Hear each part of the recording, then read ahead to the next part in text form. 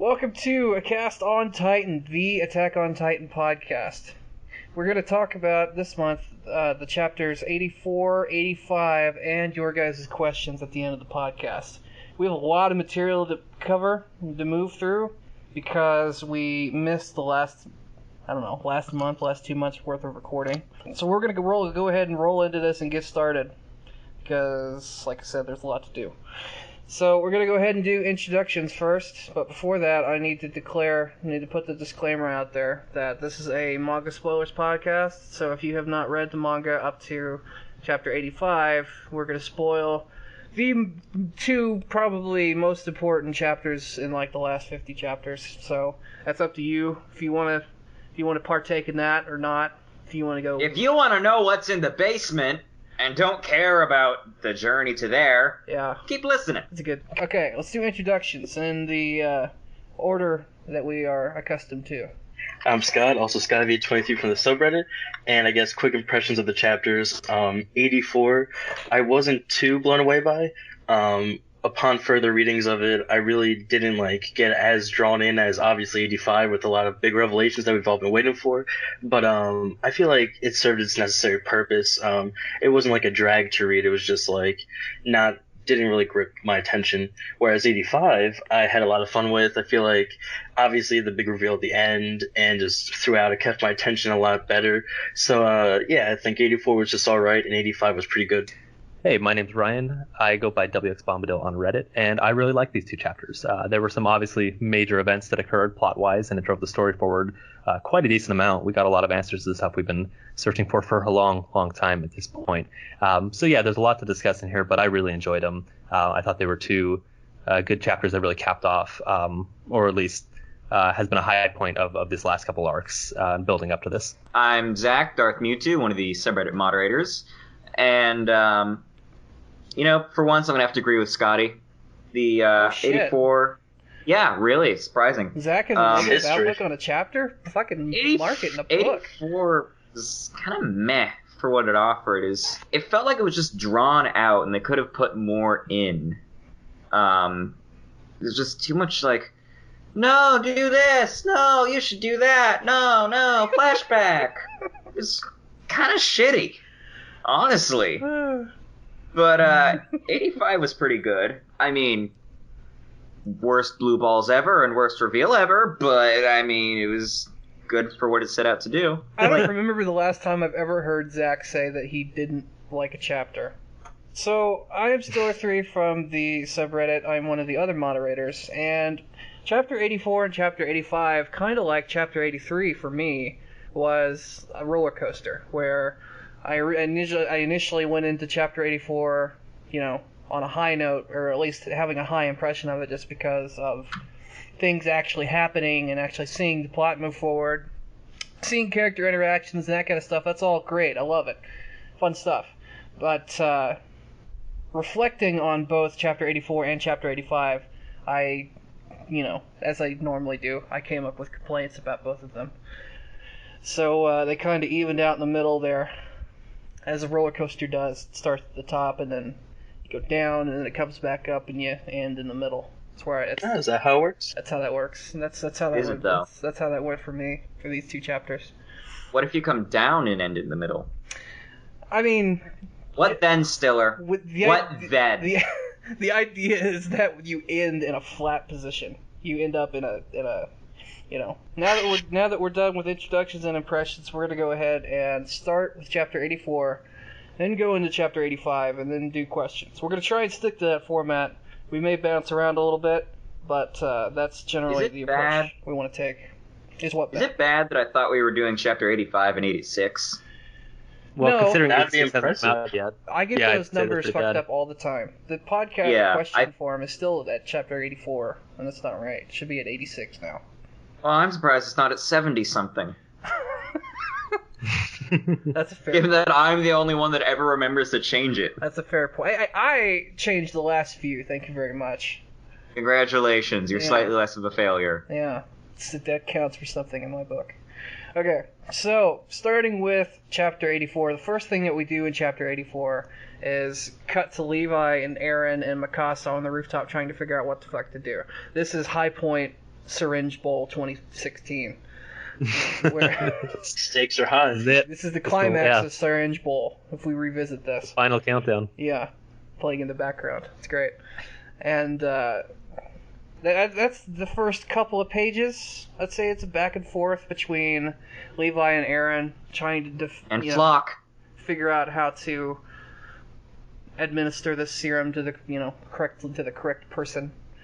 It's a lot of going back and forth, and then Aaron gets punched in the face and loses a tooth, and then Mikasa tries to kill him, tries to kill Levi, and then doesn't. And then we get that speech, like Zach said from Flock. This is the first point I really want to talk about, is this Flock in this chapter.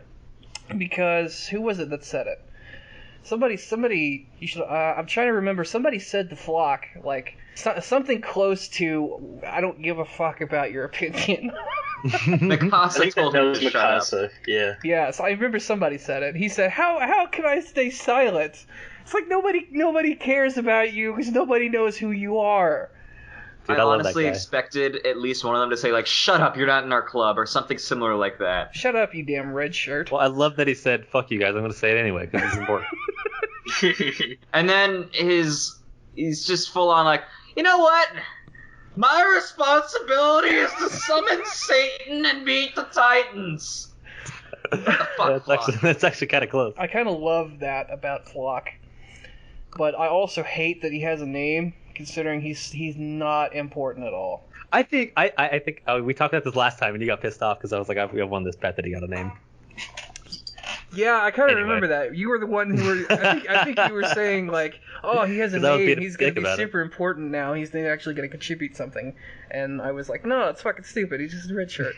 The reason for my existence is to bring back the devil. Well, the reason I liked his little speech is because I think all the characters, and obviously from the point of the audience as well, we've gone so past the point of even pretending that Erwin's like an okay guy, that they're all like, well, yeah, he's just a giant piece of shit, but he's kind of important in this, and that's why he's saying, he's like, well, we kind of need him because even though he's a giant jackass, his evil nature, or his kind of jackass nature, kind of serves its purpose for what we're trying to accomplish here. That depends on who you ask, because some people don't see Erwin in that light.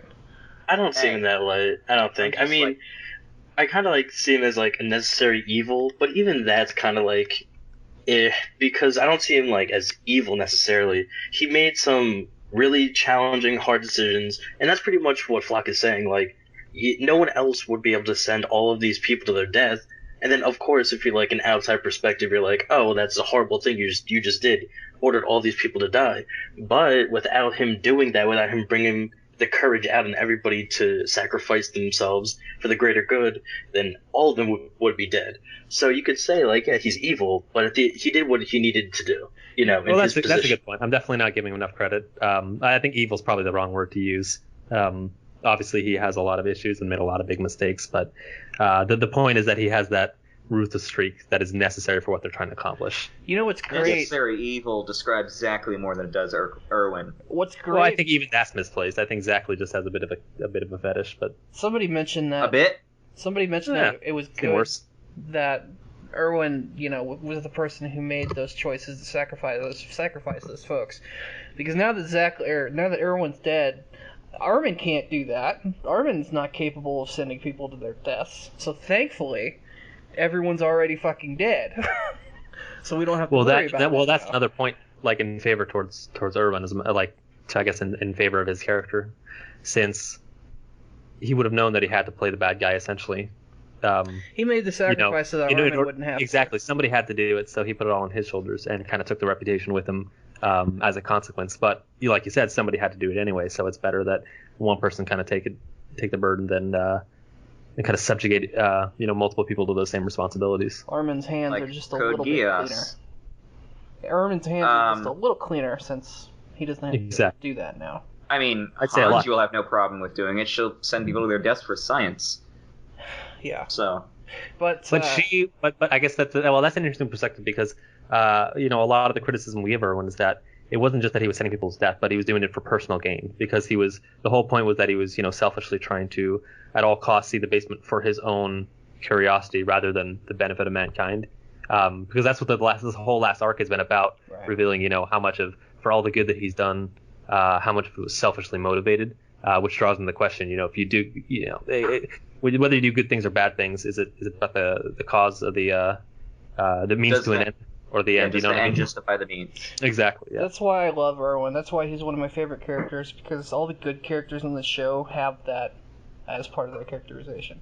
Is that they have some sort of gray goal, They all have something, they've made sacrifices for that are bad, but at the same time we can see them as having done good things as well. Where's that in Annie? We've had this discussion. I mean, I don't know if Stiller feels exactly the same way, but I'm not saying that Annie has has done anything necessarily quote unquote good in this story. But that's entirely aside from the fact of why she's a compelling character. And I think how good of a character you rate her is independent of whether she's her actions have been good or bad. I would never say good things, but I would say redeeming things. There are some good redeeming things in there, but this isn't really the time to go into. No, we're getting sidetracked here. Yeah. Already. No time in the past 4 years has been the time. Oh, sorry, did I trigger you? No, the delivery was flat. I was gonna say, I think we're all. The delivery was so flat, I didn't even have time to process that was an insult. So the other point I was going to go to about Flock was that I like having these red shirts every once in a while who come into the story to remind us that we're looking at things on such a granular level for characters that we kind of forget sometimes the scale of the people involved that don't have names. You know what I mean? All the people who died and all the characters will never be introduced to, and all the the deaths that have happened and have been caused. We sometimes forget to think about the consequences of that, to see the battlefield full of bodies, and to think about the people back home behind the walls who are losing family members and all that kind of shit every day because of Erwin making these sacrifices. We forget that sometimes, and I like having Flock remind us of that. I like having someone to remind us of that beyond just, hey, this is our goal.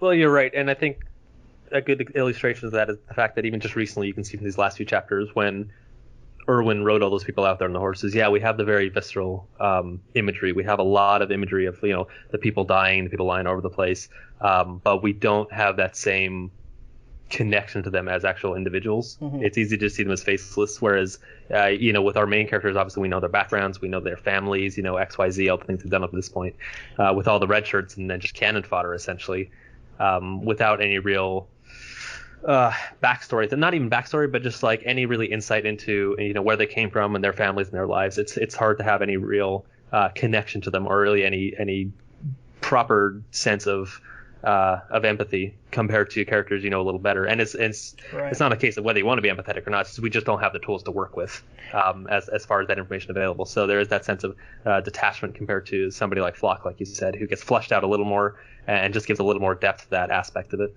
Right. He's like this incident is like a miniature version of them returning from the 57th expedition and Levi meeting Petra's dad. This is like a miniature version of that. Which is awesome. I feel like we could have used a couple more of those scenes actually in the last 40 chapters. That would have been nice. I think that would have been good to have every now and again. So we got a couple of pages of that actually from Flock. He had to fight for the right to get into this chapter and actually talk, it seems like, which I find hilarious. I want to give a shout out to that line, that dialogue from Flock 2. Has hell even prepared to receive him? Yeah, that line was a bit overboard. That line is amazing. I love that pretty funny. Line. I mean, it tells how you really feel, Flock, right? It's over the top and it's cheesy, but I love that. I love those things, and I don't think it's too far in this story. I'm okay with it. I mean, everyone and their mother admits Erwin's going to hell. Even Erwin himself is like, "Yep, that throne's reserved for me." So, you know what? If Levi had said this line, I would be giving him shit about it.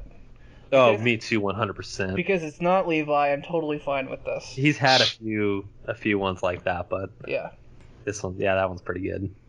Pretty over the top. Although, while we're on the topic, I think this is worth mentioning. You opened up the discussion earlier by saying, we open with this kind of back and forth between Eren and Levi over what to do with the serum, and then we're talking about kind of the moral kind of merits of Erwin. I think it's a different way to phrase that, or I guess a different way to look at it would be, I think it was less of kind of Eren versus Levi, or Eren and Mikasa versus Levi, as much as it was an internal struggle of Levi himself. Because you see it throughout this entire scene, he's in possession. He's in full control of the situation as far as how it gets administered, and that's never really challenged. So as much as it is, Eren's obviously vigorously presenting his side and his view, we see that the decision at the end, it's obviously Levi who makes that decision on his own. It almost seems like without too much of the input from Eren even worried about it, because he comes back to his conversation with Erwin, and when he was talking about that, and that's kind of how he makes that decision in the end. So it's interesting to see that reflected in that way, and you can almost see the two sides, Eren versus Halak, which is very, very obvious, obviously, about kind of representations of kind of Levi's conflicting ideas on what to do with the situation, whether you go with Armin or with Erwin. And I think he makes the right decision in the end, as we discussed before. That's a good point. Even in a practical sense, if we jump ahead to the next chapter, there was actually like a kind of I don't know what you would call it, like a military chain of order, or like a pecking Chain of order command. Yeah, chain of command. Yeah. being enforced here. Almost like a triage situation. Well, it is triage, because it's like we got two guys who are going to die. We got to pick which one to save. Yeah. I was just pointing to Levi actually, and Hanji, I guess, kind of actually enforcing their seniority here a little bit.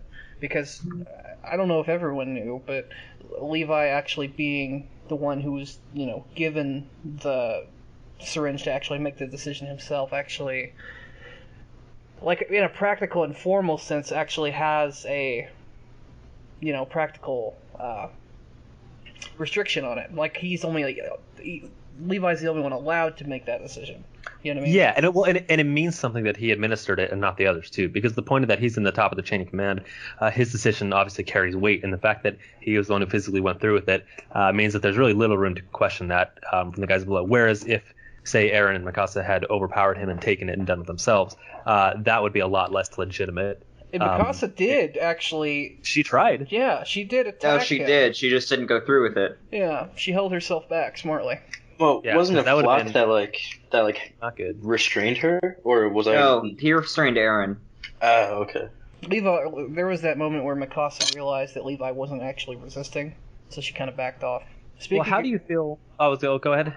I was gonna move ahead a little bit. Okay, well, I'll still talk about this then, because before we move ahead, Okay. I was gonna say, how do you feel how this whole argument or this whole conflict between Eren, Mikasa, and Levi reflects how the group has progressed? The 107th or the 104th is out there. The 104th. Yeah, 104. Thank you. I can't believe I almost messed that up. But how You they didn't progressed almost mess it up. You did mess it up. I did mess it up and then I got it right, so it's okay. But we always talk about how far they've come as a group, how through the power of teamwork, quote unquote, they've accomplished a lot, and how they've, become a very tight knit group, had to rely on each other, and that aspect of things. And now we see, it comes to a very crucial moment where we have these plot changing decisions, where a lot of aspects of the series are coming to a head here, and there's so much infighting, there's still so much fracturing, and they're all fighting, literally coming to blows over the stuff, and obviously tensions are high and there's a lot at stake. But I find that interesting. How do you guys think that reflects, on how far the group has come? Does this mean that they've taken a lot of steps back in terms of unit cohesiveness, or is this to be expected, regardless of how well they've meshed up at this point? Go ahead, Scotty. We both did a collective gasp at the same time. I was gonna say, I think this might be reflective of how they really haven't changed that much, but not in a way of oh, they're still doing their old ways. More of their principles have stayed intact, because the 104 squad, the original Armin, Mikasa, Eren, they were always more emotional with their decisions. They were, well, not so much Mikasa, although we did see her cry in this, so that was more emotions from her than we've almost ever seen. But yeah, they feel more with their heart, where Levi's more just by the books, what will work, what's more strategy oriented, pretty much how Erwin trained him to think. And Hanji, we saw as well, thought that with her input about how they should resurrect Erwin instead of Armin.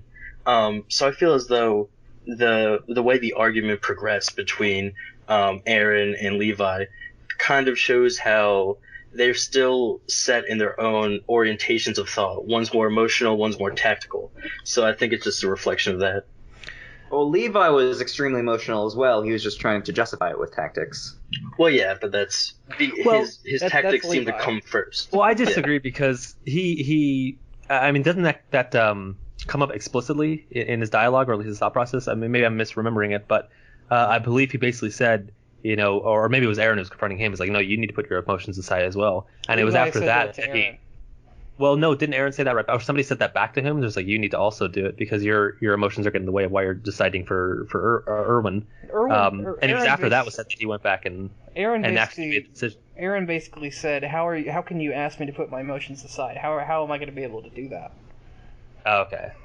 Which kind of leads into that, but not really. But it was after that he went back and started thinking, and made his decision obviously based more on logic. Well, the whole argument. Which, by the played way, out after speaking that. of his decision, shout out to everybody, and selfishly myself included, who called that Armin was going to be brought back instead of Irwin. Obviously, it was a 50-50. Everyone called that. Well, No, good. Then everyone shout out to not everyone except me, because I was the one who said neither of them are going to die. I was hoping neither of them would die. Or, no, I was hoping both of them would die. To everybody out there who called it, you can pat yourselves on the back because it was a good prediction. I was a little bold. I love your disdain. You're just upset that we got it right. I'm upset that they lived! I'm with you on that one, Zach. I feel like, what's the point if we were to look back on the previous chapters when Armin had that huge, epic, like, I'm going to sacrifice myself, give up on my dream, you screw my dream, we gotta focus on the group, what's best for humanity, and then he sacrificed himself in one big, like, inferno of a blaze from Bertolt's steam, and now it's like, oh, well, now you're back, so okay, that meant nothing. The chapter 20 reveal was, or the volume 20 big end reveal was Armin dying. No, it just all got undone. Like, the last 5 chapters basically amounted to nothing. That's stupid. Well, it's easy to say with hindsight, but I think, Armin really never could have died because, as we've talked about before, the plot really can't progress without him. I don't think we can go any farther forward.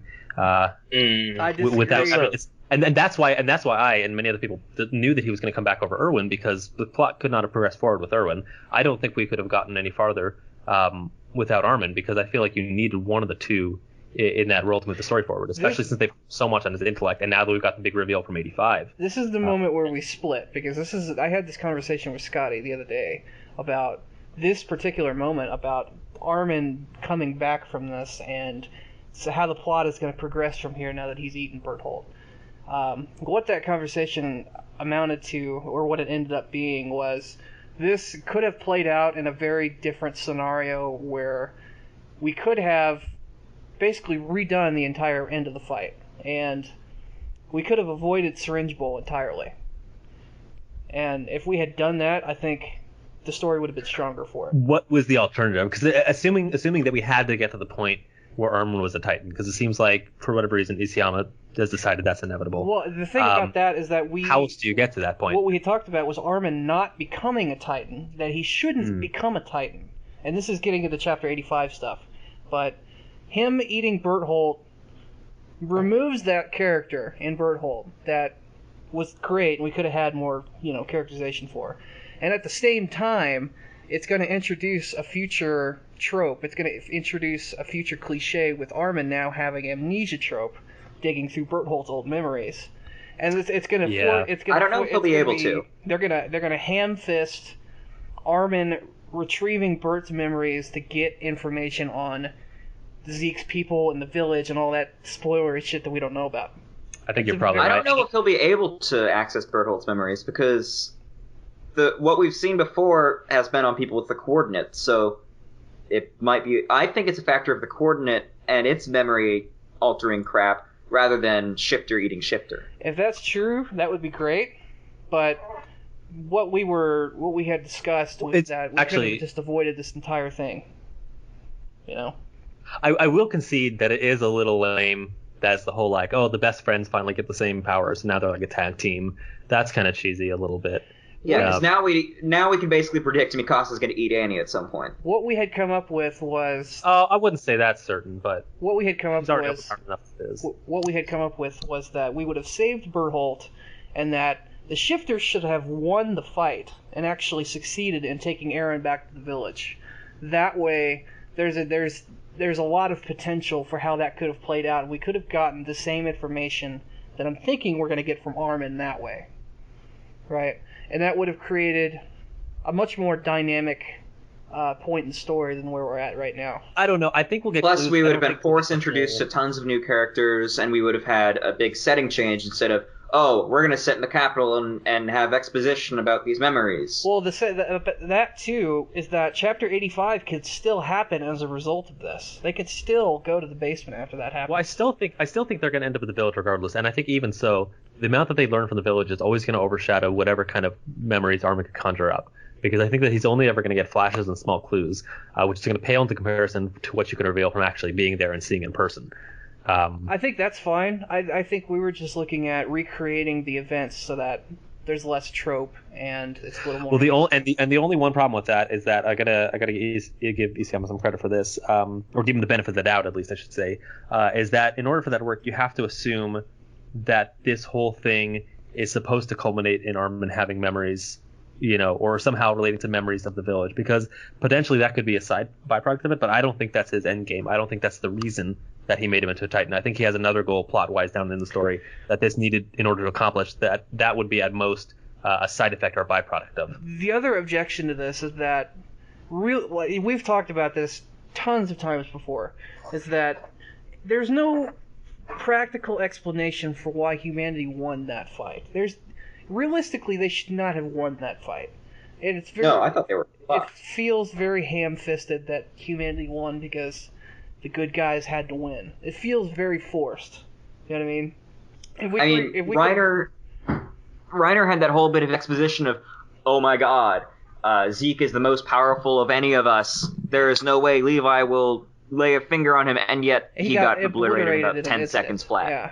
While I somewhat agree, it is important to remember that from a storytelling perspective, predictable, normal things that make sense don't make good stories and are not exciting. Even in the real world, the things that make for good legends and good stories and good even real stories that did happen are things that are almost unbelievable, that defy normal conventions, and that are by definition the exception. But these are predictable. I mean, it's predictable by fact of it's a story. The good guys are going to win. That's how things go. Yeah. If you want a story filled with despair, you pull out the stops. This is kind of a shitty argument, but I think that our version of this, where we had recreated it and those scenarios had played out, I think that would have been more interesting. I think that would have been a much more dynamic and much more unpredictable route that this could have gone and still ended up in the same place. Interesting. I'm going to give him the benefit of the doubt until I see where he goes with this, because looking back in an arc from now, yeah, maybe that's the case. Maybe I will agree with you. But at the moment, I think I'm actually quite excited to see where he goes in this direction. Because I think in that situation, 99% of the time, you would expect humanity to lose because they were outnumbered and they were outgunned. Which is why, again, if that happened and it was normal, well, that wouldn't be a very good story because that's just the normal thing. But because of the fact that makes it an exciting story is because... Well, it's normal for the story, but not normal for stories in general. That's interesting because it's interesting where you're setting your comparison. Like you're comparing it to... Yeah, and it's just an interesting thing about kind of where you're setting the goalpost in your perspective. It's expectable that humanity will win, not because of their universe, but because of that's how stories work. Good guys win, bad guys lose. Just imagine if humanity had lost this fight and all these people died and Eren got taken, and we as the audience are sitting here going, what's going to happen now? Everything seems fucked. As opposed to where we are now, where all of our people are... Everybody's fine. We as an audience would also say, what was the point of the last 80 chapters if all those characters we had built up all this development for were just wiped out and gone? I suppose that having it go this way does save us from a bigger Deus Ex Machina at the end when they inevitably win because they're the good guys, and if they had this big despair-inducing thing all the way up to then, to suddenly win would be even worse. In a perfect world, that's not how that would play out either. And I don't think it's fair to criticize them for winning this one too, only because they have shown to have a lot of severe losses already at this point up in the story. So they can't lose every time. You got to have a healthy mix in it. And I think so far... When was the last time they lost?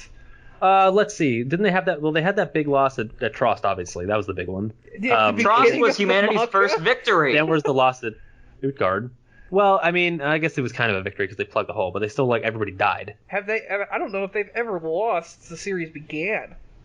Well, define loss. The only thing I could count as a loss is constantly failing to kill the plot armored Titan. What about the bit where Erwin not gets succeeding in their, them not off? I think that was a loss. Goals. Them not succeeding in their goals is what counts as a loss. Yeah, there was a lot of cases where that happened. So in that by that measurement, the only loss I would count is the initial fight with Reiner and Bert where they kidnap Eren. No, I mean there's more than that. You look at the female Titan; they fucked that up. The first time, sure. Did they? Yeah, well they made not they really. Did.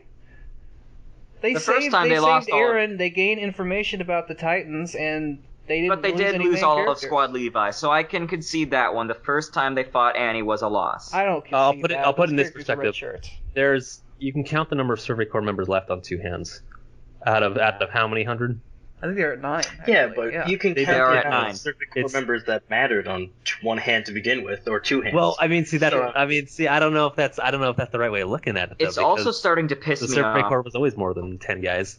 It's starting to piss me off that the ones that made it through are miraculously the ones that we've known this whole time. This one small core of cadets that have stuck together through thick and thin. And let's not forget none of them had died, even though realistically probably 3/4 would be dead. Well, I disagree with that, and here's why. Because, and I've brought this up before, but I think you're looking at it backwards.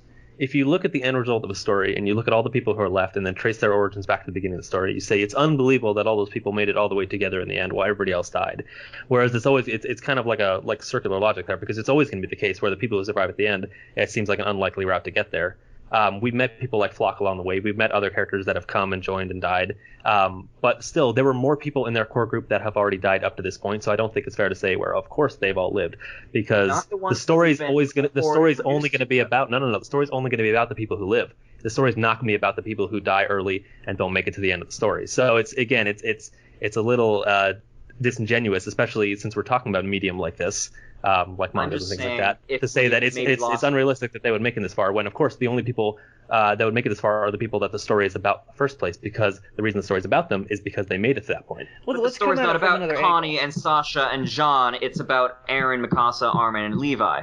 So to have Sasha, Connie, Jean, etc. live, it's getting kind of old. No, because you know what? If they would die, you'd say the same thing. Where, I can't believe that Armin, Mikasa, Eren are all alive at this point. It's unrealistic. No, that one is fine. No. They're the main you'd say that this core group of characters is still alive at this point, even though realistically they should have died. You could say that, but it's arbitrary, because you say that about whoever makes it at this point. I don't care about those three living. I care about the fact that pretty much every named character from the 104th, aside from Marco, is still alive. No, what about Well, I mean, there are some. there were lots of named characters who have died up to this point. Coming at it from a different angle, you can also throw into that argument that it's also unrealistic to see that these kids have gotten through training and gone through all this bullshit in a span of 3 months, 4 months. Which one, the new guys or the old guys? The one 5 years. 5 years of training, wasn't it? Yeah, it was 5 years. It was 5 years of training, but all this shit afterwards played out in 3 months. No, there were 2 3-month time skips. It's been a year, hasn't it? It's been almost a year. Even still. Seeing that they've gone there from was a being point where Isayama got his head up his own ass and fucked up his own time skips, but yes. They were fresh blood and went to being almost Levi status within a year. In the face of events that humanity has never seen before. Right, well, that's my complaint. It's counterpoint, these six that we've known this whole time are suddenly the head of the Survey Corps. Well, isn't it also... Well, no, I disagree that that's wrong, because they were also the people who finished in the top 10, meaning that they were already, from the time they were training, the best of the best, and clearly a cut above the rest. They were so the it best makes of more the best sense for their that they class. would be the most likely to be able to... Yeah, well, exactly. They would be the most likely to be able to survive out of all their classmates up to that point. That's not a good sample. Because their class could have been full of shitheads that suck. You know what I mean? Being in the top 10 doesn't necessarily mean that... Well, I disagree when they had to compare themselves to tight shifters, such as Reiner, Bert, Annie, Ymir, because they were all clearly had an edge up on them due to the fact that they were Titans. Yeah, and yet they still hung with them. They were still in the same comparable category. It wasn't like doesn't that detract that half of the main top 10 were shifters that weren't with humanity? No, because I say that the rest that were able to keep pace with the shifters. That means they were just as good as they were, even though they had an edge. That just so means I say that they were better than everyone else. Well, being a shifter doesn't that's give the you point I'm trying to superhuman make. strength. That's being an Ackerman. That's the point I'm trying to make, is that they were ahead of everybody else, and that's why a part of the reason why they've survived this long, because they were proven that even at that age, you could tell who was going to be better and who was going to be worse. Well, they were and so better when we than say, everybody else. why were these guys surviving everybody else? Well, because they were the best. Everyone else sucked, though. They were all non-named characters who. But that's we don't know because, that. Because again, you're comparing them to you're talking about, well, why did, out of everybody who died, all the people who sucked died and the ones who were good survived? Well, wonder that. That's weird, isn't it? No, because it makes sense. No. I'm comparing the 104th against each other versus what we know the caliber of the Survey Corps was at the time, because those are two totally separate things. The Survey Corps was at a level far beyond what a training class could have been at the time of graduation, with the exception of Mikasa, because she's an Ackerman. Were they? Ackerman super. Because who have we seen in the Survey Corps other than Mike's group and who was the other one? Petra's group? Levi's group squad, Mike and his squad, Hanji's squad. Some of the people that supported Erwin. If we go by the same Hanji's logic, squad died twice. Goddamn. think of it this way: those people in those roles in the Survey Corps were most likely some of the best in their classes as well. So it makes sense that they'd rise to those elite positions. And I bet if you followed them back to when they were in school, they would have been standout then. So it would have been as obvious then that they were going to be the ones who were good when they were coming out of school. So it's probably the kind of thing where if somebody's going to be good, you're going to know within like the first year of them being out whether they're going to be good. You know what I mean? It takes longer to develop, though. Levi's squad specifically, we saw them talk to each other and say it took a long time for them to get to that point. I think it took them long to develop that teamwork to work as a squad. But the raw ability, I think, was there from the start. The raw talent, I think, was there always. Are you going to sit here honestly and tell me that Sasha and Connie have raw talent? Yeah, didn't they both? It's just it's top 10. It's just Isayama wanting to put the characters he's named in the top 10 and okay, not some, all right. Zach, some background character. Let me rephrase it then. Okay, let's say they don't make the top 10. They're just some other scrubs who wash out. Some other unnamed characters do make it to the top 10. Inevitably, they will be named and brought into the story because of their talent that shows up. So the point is that no matter they die because there's no way to predict who will live and die in war, especially against something like the Titans. Which is why we've seen so many named characters die already. The storytelling. The point I'm getting is, I think you guys are giving him too much flack for this. I think that it's being unrealistic because it's a story, it's a medium, and it has to have a story told. And some of the real life, realistic criteria you're trying to place on this are going to make it unfeasible for a good story to be told. I think that ask is totally reasonable. I get that. It's what we're looking for is we want to break the mold a little bit. We want to get away from being too predictable, and we want to get away from normal conventions for storytelling. And what we're seeing is mostly just that. It's mostly just things that you can expect and things that you can predict. I think that's a reasonable thing to say, is that we're being a little too harsh on this point. But we want more. You know what I mean? We want better. We think the storytelling could have been done differently and still worked. That's fair. I think that's fair to say as well. I think the best reaction to that for somebody to say is, "Well, just go make your own damn manga then, you bunch of assholes." Well, the last point I say in it is that this is the last point I'll say on that is that I think if every point in the story was an anti-trope, like purposely subverting tropes, then that in of itself becomes a trope, and you have to actually put in something that traditional storytelling would entail if you want to actually keep things interesting, or else it becomes predictable in the other direction. Yeah, it should be a mix. The initial lure of Attack on Titan was, oh my god, this story is brutal, it can kill anyone at any time. And then right? We established about 2 arcs in that was not true. That was a teaser in that first battle, and then after that, it became a little more consistent as far as traditional storytelling is concerned. But the fact that exists is a problem. That teaser is there, that was placed in our minds. Yeah, because it gives you just that little teaser, and then it's just ultimately. So do you feel that you've been sold short now by Isayama for how he's changed the story? Because I think this is because Armin's alive. Well, obviously we know how you feel now. I feel as though so the setting of Attack on Titan doesn't lead well towards the traditional tropes or the traditional story medium, because although we did realize a couple chapters in, or a couple episodes in from the anime that it set out to be like, oh, anyone can die, but then it quickly turned out to not be true, it's still war. It's still the medium of anything can happen. Like, the enemy is out there, it's a threat. And in that environment, if you have very few of the core characters pass away, it kind of detracts from the situation, which is, oh my god, they're in brutal conflict, almost never ending. The threat can come at any time.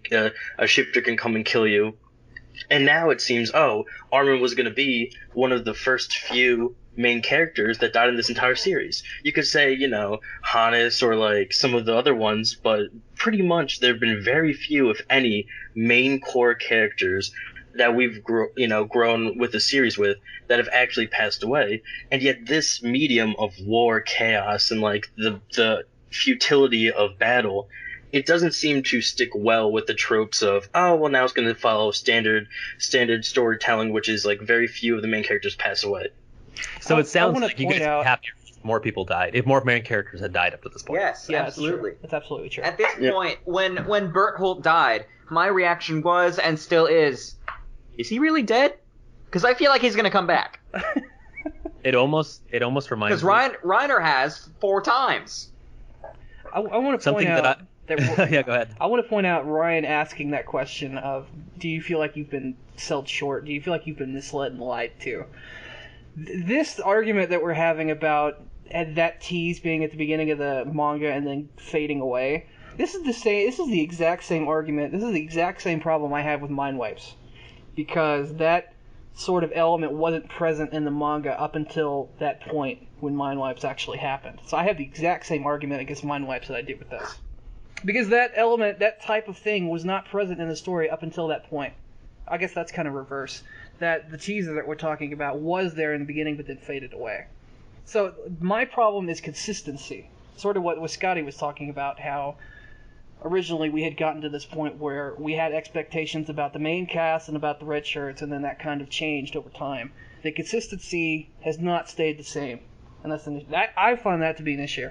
Ryan, did you want to say something? Ryan, you had something. Oh, no, sorry. Yeah, no, I think that's totally fair. I was just curious on everybody's thoughts about it, because I know that's something that I think has come up among the fan base in general. You were going to say, how do you feel about how the story has changed? You were going to say something before. Oh, yeah. Well, there was something else I was going to say, which is kind of going back to what we were talking about before, which is why I'm hesitant to delve right back into it. But it reminds me of... We're in the thick of it now. We're fighting. Oh, we're in the thick of it now. I was going to say, the whole thing reminds me of the phrase, truth is stranger than fiction.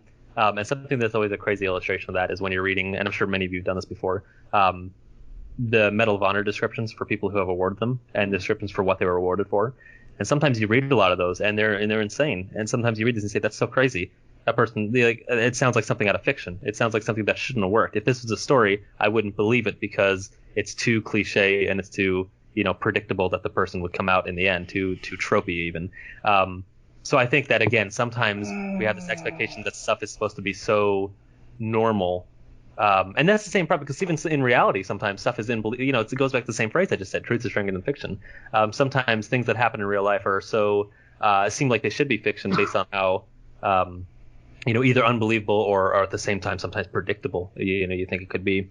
And it's interesting because I think we have that comparison that we're trying to draw where we expect this story to be an ideologue or an analog to real life. Whereas, it's not the case. It's not going to play by the same rules that real life is. So I don't know if we should be holding those to the same expectations and the same, level as that. The only reason I would ever mention realism and practicality and pragmatism is that my main concern is consistency, right? It's not about real world comparisons. It's consistency, because the manga has set itself up to be about war themes and about all these, how characters react to certain things, how people react to certain things, how people in real life would react to certain things, how these things happen. I just want consistency, because we've gotten away from that. Okay, I mean, that's a fair point, because the vibe I was getting is that, the general vibe I was getting here is that I'm not happy because the fact that these guys haven't died is not realistic. Whereas I'm positing, do we have to be realistic? Do we have to hold ourselves to that same standard? based on what's already, the kind of the theme we've already developed in the story. Right. I think kind of what you're getting at, it's more stupid important. theme, and we I should think say it's fuck more the theme and important. go back to how it should be. No, I disagree with that, but I think it's more important with what Stiller's getting at, that it's about how the characters are reacting and responding to these different situations, and how the emotional side of things, the actual personal side for the characters, how they react and respond to these different events and roadblocks, as opposed to the actual events themselves. I think that's the more compelling part of the story. Historically, the way that characters have reacted to things and the way that plot points have been written, like in the past, it feels like it's different than it is now. Is where my problem is that the consistency is not there. Let me ask you this: does your life realism. feel like it has the same consistency as it did 5 years ago? Yeah, actually. Really? Yeah. Because I certainly don't. My life was very different 5 years ago, and I feel like if I expected the same cadence to my life and same consistency and day-to-day routines as I did 5 years ago, it's entirely different from where I'm at right now in my life. I think things change quite fast in life, and to expect, even in a story like this that covers many, many years, to expect things to work the same early as they do later, as the characters mature and develop and grow, and the story progresses and the story grows and matures. I think that's an unrealistic expectation. Ryan, your life changed, but how it changed, was that predictable? Exactly. No, that's the point I'm getting at. Well, if you look at it, this is predictable, and it's bullshit. That's what we're getting at. If you go back to 5 years ago as opposed to now and look at what's happened, yeah, a lot of stuff changed. Things are vastly, crazy different than how they used to be. But, like Zach said, you can see the pattern and you can see the logical chain. You can see the steps between that would lead to that point. And they all make sense and they all work. You know what I mean? I think your parameters are too... Stiller, what I'm saying is that the way life changes, the way my life has changed in the past 5 years, and the way your life has changed in the past 5 years, that was unpredictable as fuck. I could not guess right now that I would be a police explorer, that I would be, outstanding, etc., etc. I thought, 5 years ago, I thought that I was going to end up homeless because I had no work motivation. Now I'm quite the opposite. Attack on Titan has been extremely predictable in how it's gone. And that's my complaint. I think you're setting your parameters too thin, because we're using that exact same analogy. You don't know where you're going to be in 5 years, but do you know where you're going to be next week? I bet you do. Yes, I'll be in Toronto. At this. When we first learned about, when we first got the revelation that Armin had burned, and when we learned about the situation where we had to choose between Arwen and Erwin, right? Then I think it was fairly predictable what was going to happen. But I guarantee you, 4 or 5 chapters ago, before Armin ever had his crazy idea to get burned and get in that situation, we never would have guessed that it would have been a toss-up between Arwen and Ermin on their deadbeds getting the serum. Sure, Erwin is a little more predictable, but I don't think it's fair to say that anybody saw that coming 5 or 6 chapters ago. So I think you're setting your parameters too thin, where you're saying, well, of course it was predictable once we learned about all the factors that went into it a chapter ahead of time, but an arc ago, no way do you think this. I don't think this situation was predictable at all. Well, let me throw out there. In 5 years, I have a pretty good idea what the range is of the things that can happen to me. There's a lot of things that can happen. Sure, do you? 5 years is a long time. And that range is huge of the things that can happen. But internally, you still know. You can still apply logic to this and say that this is the range of things that can happen. This is the realm of possibility. I can see, this is the amount of things that can happen to me in 5 years, right? At that point, there's a level of consistency once you reach that point that says I get it. This is how that happened. It's consistent with what my life has been thus far and what I know to be possible. That's an interesting way of looking at it. I think it's a little more unpredictable from my perspective, but I do see where you're getting at. Or it could just be that I'm at a point in my life right now where things are very predictable because things are kind of stable. You're looking to keep it that way, yeah. Yeah. Like the whole point. No, I get that for sure.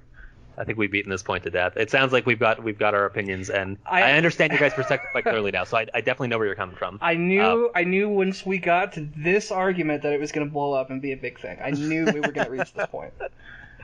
That's funny. So to backtrack a little bit, I want to go to Scotty and go back to our discussion that we had the other day. Scotty, did you want to elaborate on our other interpretation of this or our other vision, sort of differently than I did? I think you covered it pretty well, but just the fact that we could get the perspective a little more hastily, a little more organically, with perhaps if they captured Eren, brought him back to their village, and maybe they would cover his face and we'd get like glimpses of what he could see through maybe a disheveled bag or whatever they muffled it or covered his vision with. Just like a better, more clear way to push the story forward, because now it seems like, where do we go from here? And I know that's not really a question of, how we should answer that, because that's up to Isayama, and I'm sure he has a plan. He's not just writing, week to week or month to month with no idea of where it's going. But the fact of the matter is, it just seems like the fact they lost, or excuse me, that they won, and that they beat the Shifters, it didn't seem to me to feel real and raw. And that was the thing, like, I completely understand what you're saying, Ryan, which is like, oh, if they were to lose this battle, then that would, like, make the previous 80 chapters irrelevant. But just because you lose the battle doesn't mean you lose the war. And I think it's important that they were to lose some key battles, especially this one, which they even set out to say, I mean, a couple of times where they were like, wow, we're boned. Like, the Shifters really thought this one through. They really had a plan in action.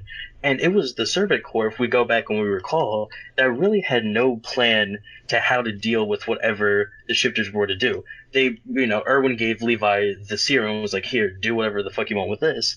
And besides that, they really had no idea what to do. They were, going off their cuff on adapting to the situation. With Bertolt going over in the barrel, with the line of, or the circular Titans, with Monkey Trouble kind of throwing the rocks. Like, they had everything down pat.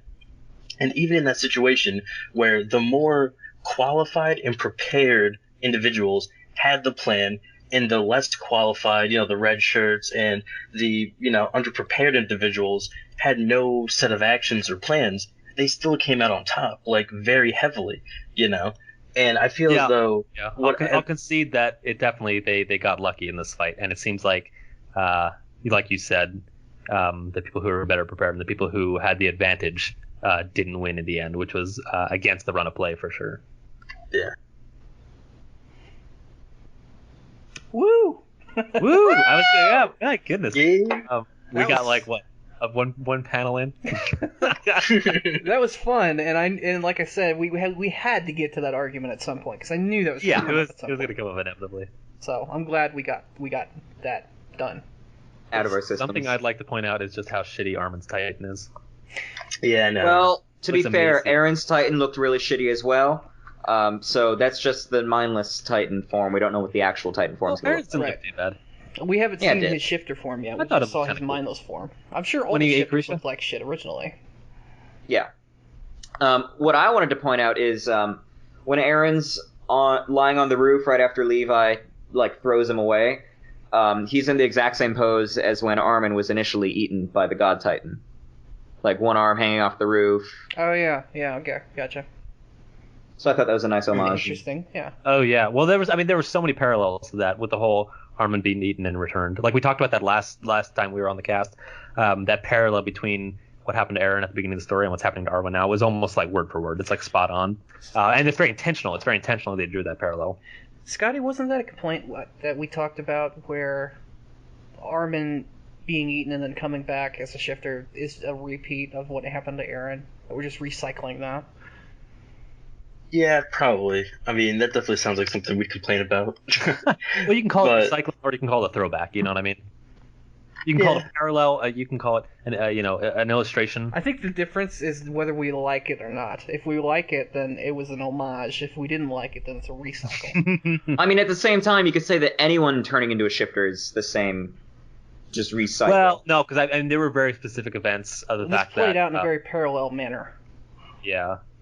Okay, so actually progressing through what was next in Chapter 84, the next thing that we saw after we left off after that huge conversation was Hanji tackling Mikasa from behind and kind of holding her back. And somebody had mentioned it earlier, that image of Mikasa crying and being emotional in this chapter. That is awesome. So powerful. Oh, shut up, Stiller. I He's really being serious. I am being serious. Yeah, that's because he just gets off anytime Mikasa's in pain. I want to see... Not why, because she's finally showing some emotion. Yeah, exactly. A character that was sincerely lacking that. I want this to be animated so badly, because seeing this kind of emotional moment from Wish Mikasa, granted. It'll be animated in 10 years. Seeing this... this is the kind of thing I've always wanted from Mikasa, to have some kind of emotional reaction to something. Have someone hold her back and to talk to her and try and reason with her. That's amazing. That's what and it was they against should have someone been doing who forever. wasn't, especially not someone who was Eren. It was emotions towards It was Armin. Hanji, yeah. It was Hanji that held her back. And it's, yeah. I agree, because it's much better this than the whole, like, I'm the strongest, I'm the best speech to shoot. You know what I mean? That kind of stuff. Yeah, this was great from Mikasa. Mikasa actually was amazing in this chapter. That's the first time I think I've ever said that. No, I agree. She's actually filled a very important role in this one, and I felt like it was good. It was what she needed. We've been talking about a lot how she didn't need development. And I think this was the right step in that direction. I'm going to make a post on the subreddit. Go ahead. My favorite shit posts are mid-podcast shit posts that people don't understand for a week. And it's like a weird inside joke, and everybody's like, who are these fucking losers? I'm a terrible person, so I'm not going to fight it. Thank you. I mean, it's a dog off a leash at this point. There's nothing you can really do. Yeah, and then HK is going to be like, okay, I'm a mod now. Time to remove these rule-breaking posts. Oh, wait, Darth made that one. Shit, what do I do? Time to immediately fight Darth. Right? Dude, you're getting banned so fast. That would be amazing. Stiller, I want you to leave all of this in. I hope you know that. Yeah, I plan to. I haven't had a reason not to yet. So what was your exact phrasing? Mikasa was good this chapter, or I loved Mikasa? Mikasa was amazing this chapter, and I think that's the first time I've ever said that. This is what I've always wanted from her. This is what. All right, Mikasa was amazing. Stiller 3. Yeah. And sticky. No, I'm not gonna sticky. No, that's too much. That's too much. That'd be too much. Do you think when Armin ate Bert's head, it was like a fruit gusher? It was like a what? Yes. Like a fruit gusher or like a peanut? It wasn't a fruit gusher. It was a Bert gusher. Do you remember those? Do you think it was like a crunchy nut or like something? No. It was. You remember those commercials? Definitely crunchy. There used to be commercials for Airheads, where they would like bite into the neck and like the head would like fly off of it or something. Oh yeah. Or you know what it's like? It's like Tootsie Pops because they got that crisp, the crunchy outside, but then That's it's all like. There. How many soft, licks yeah. does it take to get to the center of a Bert hole? But nobody's patient enough to ever always bite through the Tootsie Pop because that's what you do, and then you get that kind of two, a 3. Exactly. Great. See, he knows it. He's schooled. Yeah. That's a classic slice of Americana. Yep. So for all that fun we're having, the next panel we go to is a pan back and forth between the characters looking depressed and talking about how they have to move forward, like they're at a fucking funeral, because it pretty much is a funeral. Well, like their dead bodies like lying around them, so I don't blame them. As close to a funeral as they're gonna get. Do you know what's cool about the fact that Levi can just beat the shit out of Eren and know that he's gonna heal anyway? Like he knocked all his teeth out, and it's like at the end of the day, it's like it doesn't matter. I think that's why Levi does it. They're just gonna. Yeah, that's what I mean. That's what I mean. So he can use him as a punching bag, and he doesn't have to feel bad about it. Yeah, if he did that to Mikasa or Flock, he'd be like, "Oh shit, now you're out of commission for a week." Eren, he's ready to be punched again in 5 minutes. Yeah, he's like, "Yeah, let's go." So to be fair though, he didn't really hesitate when he didn't know. It's like he's made of memory foam. Looking forward a little bit, the next couple of pages are about Eren talking to Levi and diatribing. Do you know about the ocean? Have you heard of this thing that Armin believed in? This is why you should save him. And he made his sales pitch to Levi as to why he should save Armin, because Armin had dreams about seeing the ocean, damn it. That's not fair to Eren and that part of the chapter, but I think that's funny. And then later on, like right after he says that, Levi's like, "All right, everyone clear out. I'm gonna revive Erwin now." Yeah. So it's like Yeah, they don't really Which is do kind of much of bullshit anything. because Like, it's a terrible argument because he says, "Well, Armin had dreams of seeing the ocean." It's like, well, Armin had dreams of seeing the basement, but are you saying that somebody's dreams are greater than the others? That's why I like to think that's why Levi said that right after, which was, fuck that, I'm gonna revive Erwin anyway. Yeah, exactly. Because he's like, well, fuck you little pretentious shit. The whole point is that I bet he ignored him. I bet he was just like, I'm not going to listen to this guy. I can make my own decision. And he came to the right conclusion anyway. And then there's that one moment, that one panel we have of Connie crying and saying his goodbyes to Armin. Good job, Connie. You contributed something to this chapter. Yeah. And then he comes back and is like twice as relevant as Connie again. Yeah. That's the thing. Connie just thought he was going to be relevant again. He's like, sweet.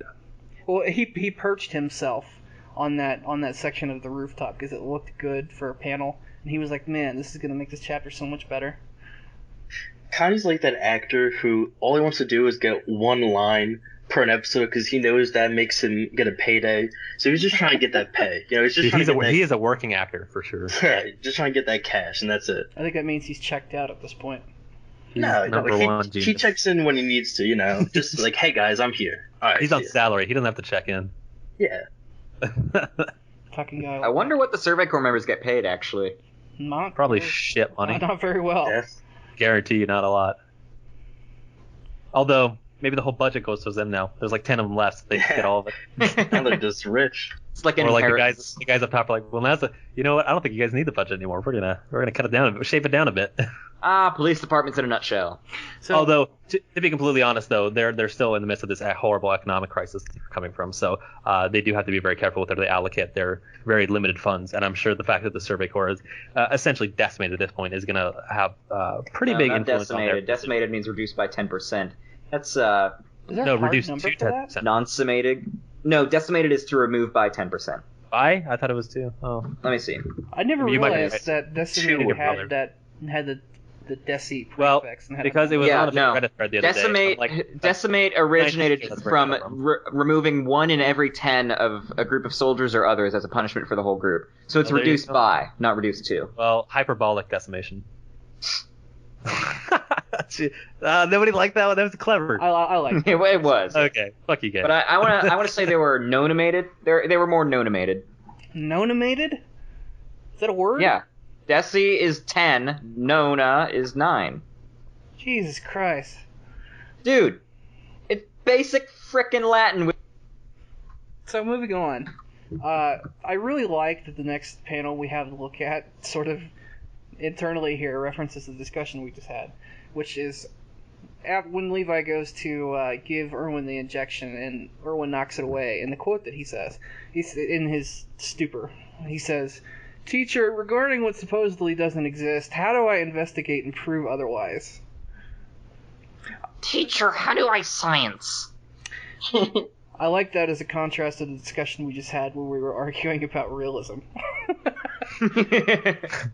Yeah. That panel of the chapter 84 where Erwin had knocked away the syringe and had asked that question of Jumper and was kind of on his deathbed, kind of having his last moments, and they had the flashback and all that such. The flashback is very poignant, but I don't really think it added. I don't think it has anything discussion worthy because we've sort of exhausted that setup for Erwin. We even talked about it earlier, how there was that huge setup for Erwin to kick off. And okay, well, I was going to say before we move on, that page 35, 36 is that flashback. I actually only noticed now, Kenny. Yeah. Isn't that him? Yeah, at the bottom. I mean, obviously it's very minor. Yes, it's Kenny. It crossed. You didn't notice that before. No, I didn't notice that before. I just flipped. Well, his face is all fucked up, so yeah. But obviously it's Kenny and him giving Levi the serum because it's about the history of the serum. And that's the Levi internal monologue saying... Well, I get it, but it's more than where he got the serum. It's the fact that obviously Kenny had a big impact on his decision coming up, or else it wouldn't have crossed his mind at this point. Yeah, it's a good point. You know what would have been amazing? If Harambe had died 3 years ago before the Monkey Titan was introduced. Oh god, yes. I really... That nickname would have stuck to him in a fucking heartbeat. You know, it'd be amazing if Harambe never died because he's an angel. No, because then we wouldn't have this thing. Anyway, like we were saying. Anyway, moving on. The next page we saw was Armin's shitty, mindless Titan form, killing Bertholdt.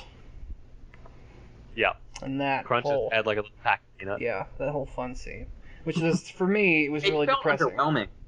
It was really depressing to me for the confirmation of Bertholdt dying, I was just underwhelmed, like, that's it? Bertholdt... He's dead?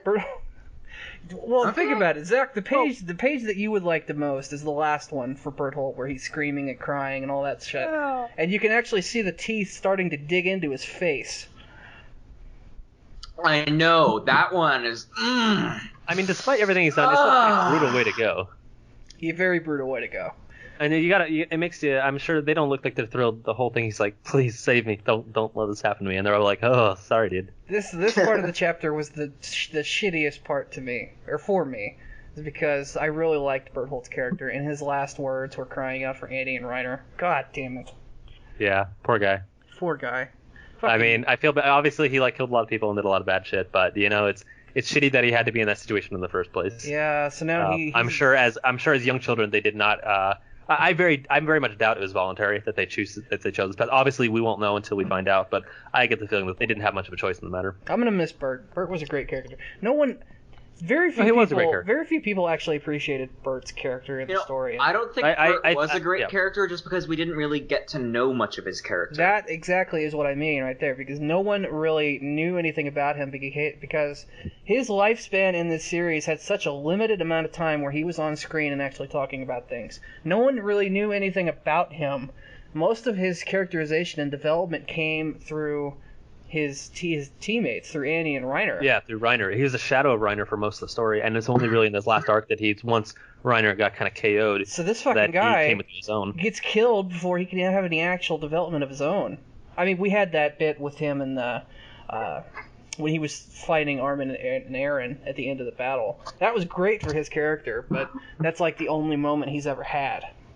And it makes sense, because despite his somewhat timid personality through most of it, he was selected for a reason. So you think they wouldn't just send some scrub out to this whole mission in the first place. Obviously, he had some qualities, and it's proved by the fact that he got the top 10 anyway. Well, no, because that's irrelevant, Zach, because the idea is that he would have been given whatever Titan power he needed for the job.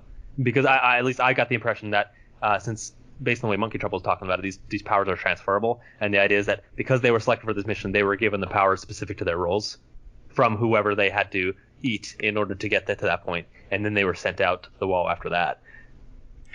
I think the argument against letting Bertholdt live, as far as storytelling goes, is that similar to what we argued about earlier, is that it's not always a happy ending for everybody. Not everyone gets to complete their development cycle, so that's just kind of how it is sometimes. Well, and I agree, because even though we both really like Bert and think he's a very great character, his death is not unjust based on his actions, He is basically at the end of the Attack on Titan equivalent of Hitler. Well, no, but he's responsible for the death of a quarter of humanity. No, I do disagree, because when it doesn't matter who we're talking about. We could be talking about Charles Manson, or we could be talking about Donald Trump. You never wish death on anybody. And everyone, I mean, this is personal preference and what you believe, obviously, but I'm of the opinion that you can't wish for someone to die. You can't, prefer that just because someone's a murderous psychopath in some cases that, they should. Do you believe in capital punishment? Do you believe in capital punishment? Yeah. No, because I believe that life in prison is harsher sentence. That being said, Stiller, we're going to have a chat after, and I think you will agree that there are some people that deserve to die. Or that deserve to die.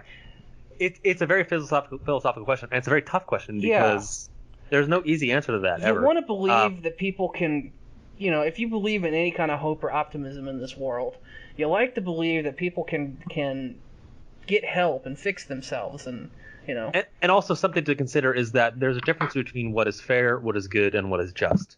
Those are three different concepts that, although sometimes overlap, have distinct qualities to them. I think that there's a lot of situations where, and we talk about the shifters here in this situation, even Annie and Bert, taking them into consideration, as much as I've already said about how much I love both those characters, it would not be unjust for them to die based on their actions. Now, I mean, if we talk the real world and talk about whether we with capital punishment, that's a different story. Personally, I'm not a big fan, because I think the risk of innocent people being subjected to that or falsely accused and executed unjustly outweighs the benefit you get from doing it otherwise. But still, it's a very tough question to answer, because there's a lot of pros and cons, a lot of caveats to it. And as a society, you kind of have to come together and make those decisions, on the basis of a lot of different societies do it a lot of different ways. So there's no real one answer to it all. But so it's a very difficult question, especially if we're trying to bring it and analyze it into this story as well, whether somebody quote unquote deserved to die or not. How can you determine that even? If you put the full context to it, you had just mentioned a minute ago that he was brought into this situation and he was, forced more or less to partake in this. Him committing genocide, of course, is a terrible thing, and of course he should be punished for it. That's fine.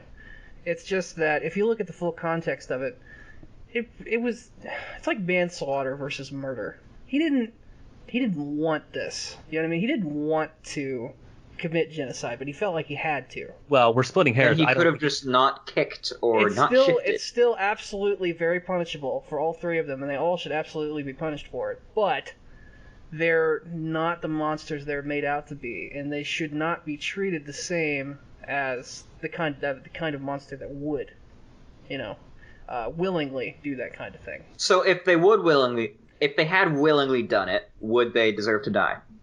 If they had willingly done it, their punishment should have been more severe. But would they have deserved to die? If you ask me, no.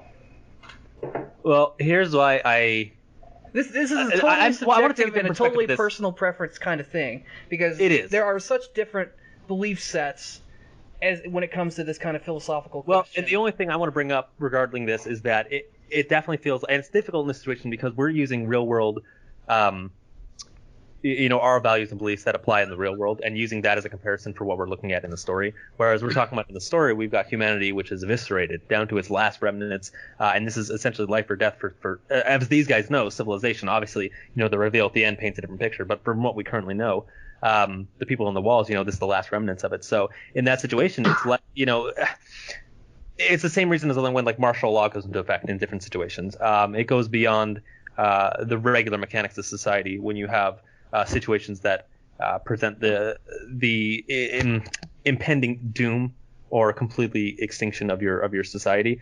Different rules have to come into effect, and sometimes harsher penalties. So when we talk about this situation, when these shifters, even being alive, poses a threat to the existence of their society and humanity as they know it, I don't think it's unjustified to expect them to be executed for what they've done. So, Stiller. So, Zach. Let's take this another direction. I want to point out that I kind of agree with your reasoning for wanting a person like this to live so that they would suffer with the thing that they've done, and they would suffer for, they would. The idea is that they would suffer for having committed crime. In this, I believe they should be executed, but in general, in real life, I think life in prison is worse. But let's take it this way. Is there someone that you have that you love and care about more than anything else in the world? Of course, everyone does. Well, it's you, right. Zach. Aww. Oh, So then, continuing with me... Well, maybe we shouldn't continue with you.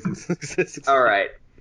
Then, what would you want to happen if you found out that there was someone that had beaten and raped that person for 3 years straight? Obviously, right? We're talking about the difference between personal emotion clouding judgment in terms of court of law, which is why we have a trial by our peers, a jury of our peers, and an impartial Ryan, trial. I'm not asking you. I'm asking Stiller, what should happen in that case? What if someone had done that to that person he cares about more than anything? The answer to this question is very subjective, and it depends on what kind of person you want to be. Correct. Whether you want to be a very vindictive kind of person, or whether you have some kind of optimism and some kind of, goodwill towards humanity. I think a lot of it, it has to do with your personal ethics and your faith. If you are a Christian, you are supposed to live by the guidelines that you're supposed to forgive and turn the other cheek and be able to, Well, let's not go into that rabbit hole, right? Well, what I'm saying is but the point I'm trying to illustrate is that the different beliefs and the different ethics that you have, like Stiller's pointing to, vastly determine, the outcome that you're going to want in those situations. So you as a person and as an individual, your beliefs, your faiths, your personal codes are going to have a strong influence on how you react to those different situations. So let me answer the question this way. The person would deserve to be... I would say, the person would deserve to be horribly mutilated and murdered somehow. They would deserve that. But what I would want to happen to them is very different, okay? That person I would want to face the most severe kind of punishment available that does not include death. Those are two very different things. Of course, the guy deserves it, but that's... Well, it's why we have the term cruel and unusual punishment. It's why we don't in at least most Western society, condone torture. The idea is that we have a justice system set up because you can't impartially make decisions when you're the person who's been emotionally affected by these decisions, because you're going to be, a lot of people are vindictive and want impact. Revenge. There's a difference between justice and revenge. They're not the same. Sure, there's sometimes overlap, but by all means, when you try to go above and beyond like that and want to, inflict undue pain and torture onto somebody, that's going a little bit beyond, regular justice. And that's why we have society and a set of laws. Exactly. That's what Batman's for. Yeah. Batman has a code. So no, I don't think it's really ever okay for people to be individually having influence on that kind of outcome if they've been personally affected by whatever situations. So I want to point out, I answered that question in a very pacifist sort of I was gonna say you're very on the fence with that. Optimistic way, though at the same time my favorite character is the one who points out the flaws in humanity and how shitty everyone is in a very pessimistic sort of way. I like that I ride that fence. I like that position very much, and that it's not actually a contradiction. Yeah, well, it doesn't have to be. You can compare and contrast. Right. Well, I just pointing out to make myself clear here that while I do agree with Annie on the nature of humanity and how people naturally are terrible, and at the same time, I want to believe in the possibility of people recovering. You know what I mean? Whether that be from mental illness or I don't know if we've talked about this before, explicitly between us, but it's also important to remember with her point of view, her background and how that affects her thought process in her mind. Obviously, it's expected for her to have a very pessimistic view of humanity based on the situation she's found herself in and the circumstances in her life leading up to that point, whereas somebody else may have, a much more optimistic opinion about what humanity is capable of and what people are, at their core, good or bad. So that's just something to think about when you consider her viewpoint, because I think it's very heavily shaped by her environment. Which is going to have a lot of change on how that question gets answered by people. I'd like her, if she ever comes back, I'd like her to agree with me and get to that point where she sort of has the same position that I do. I think that's very possible. I want that. I really want that. Where are we at in this chapter? Talking about how Berthold just got eaten. That's right. He got his head crunched in. Yeah. I bet it was delicious. Yeah, I was telling Zach his Armin favorite part of didn't it. think so. His Zach's favorite part of it should be the very last panel of the teeth starting to dig into Berthold's brain. I mean, there's no gore to it, but it's very, very heavily implied. Yeah. Well, he eats Bert, and then he falls down, and he wakes up. Was Armin always that ripped, or did he just get, cut out of, a lot of people have been saying that on the subreddit, All of them are ripped. I feel like they all had to be pretty in shape to be swinging around with the gear the whole time. Yeah, they're all that ripped. Even Krista, we've seen this before. Yeah. Good thing he wore his fire-resistant pants before he went on this mission. I know, what is this? I know, right? What is pants made of fucking fire? Yeah, whatever. I guess it'd be a little unseemly if he was just straight up nude. So it's Japan. Since when do they have an issue with nudity? They could have just censored it with some steam or something. Following up after Berthold's death, the last real big thing about this chapter was when Flock asks Levi, "Why did you do it? Why did you save Armin? Why did you not save Erwin like you were going to? Why? Mm-hmm. And Levi goes into that speech where he says he had no choice to become a demon, and that is also what all of us wished for. We even planned to retrieve him just as we'd won freedom from hell and call him back into it, but we have to let him rest. Even though I promised to get rid of the Beast Titan, looks like there will be a delay. He's already gone." Yeah, and that's an interesting insight into that. And we talked about this just earlier about the idea that Erwin sacrificed the good nature of his humanity so he could preserve it in the rest of them. And that's kind of an extension of that, as Levi is recognizing that fact and letting him go. Yeah.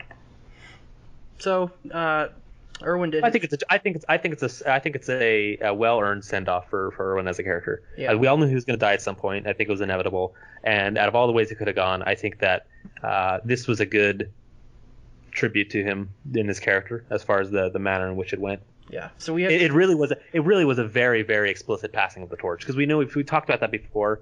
about the passing of the torch between Erwin and Armin. And this is, I mean, as explicit as you can get. There's it's a very direct passing in the sense of you're going to die and we're going to carry this legacy on to the next one. That's how it is. You know what's interesting is a very direct contrast between the two characters that we had a send-off for in this chapter, because two characters died in this chapter and they died two very different ways. I think that's a interesting contrast to see that Berthold died a very excruciating and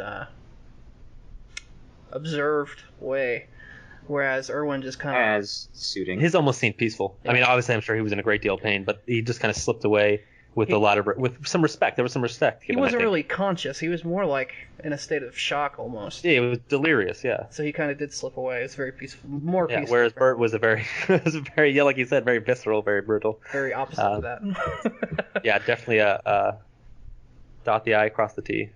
Period. Death sentence. Yeah. Full stop. Scotty, we haven't heard from you in a while. Did you have anything to add to the Berthold I think he dying fell or asleep. Erwin being sent off? Nah, I think you guys pretty much covered it.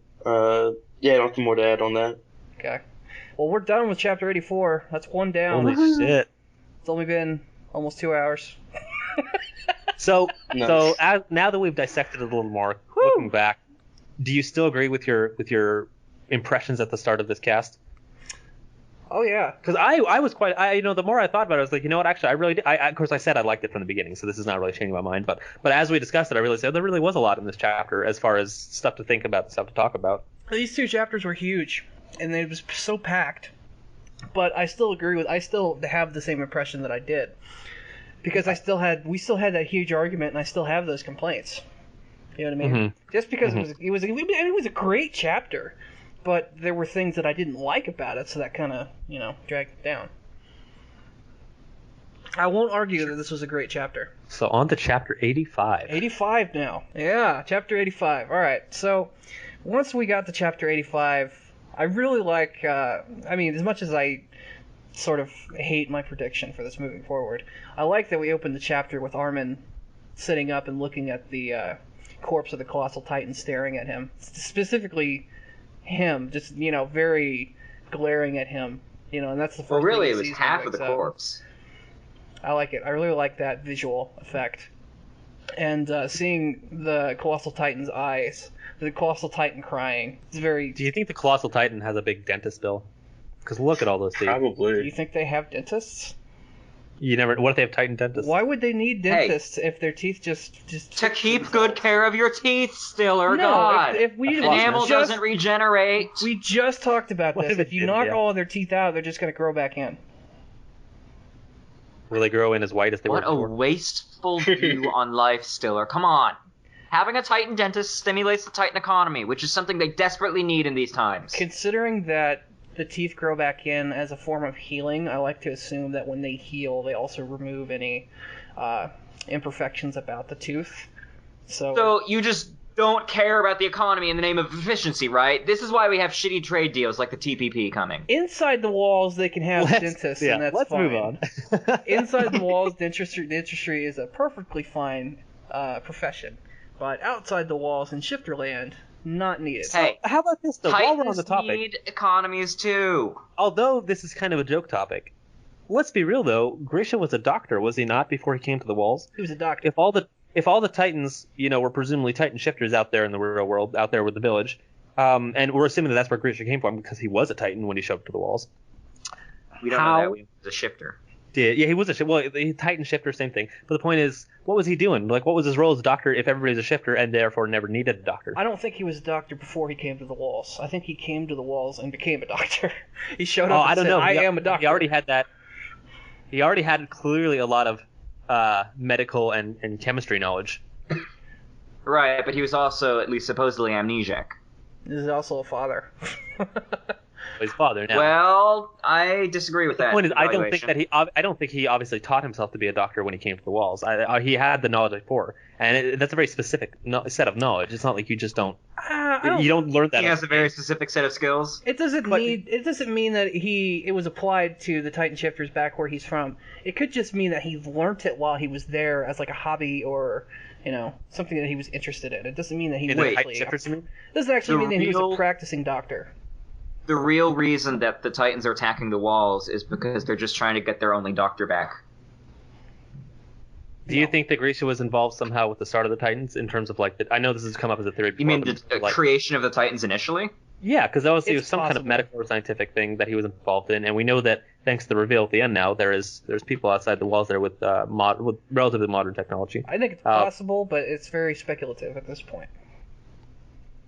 But I wonder if Monkey Trouble was, and I know this has absolutely come up before. This is not a new theory, but it makes you wonder again if Monkey Trouble was like a test subject. it could have been. Maybe The first one who volunteered. Because obviously they're now Maybe they're all of related the to warriors Monkey are. Maybe all the warriors are just escaped test subjects.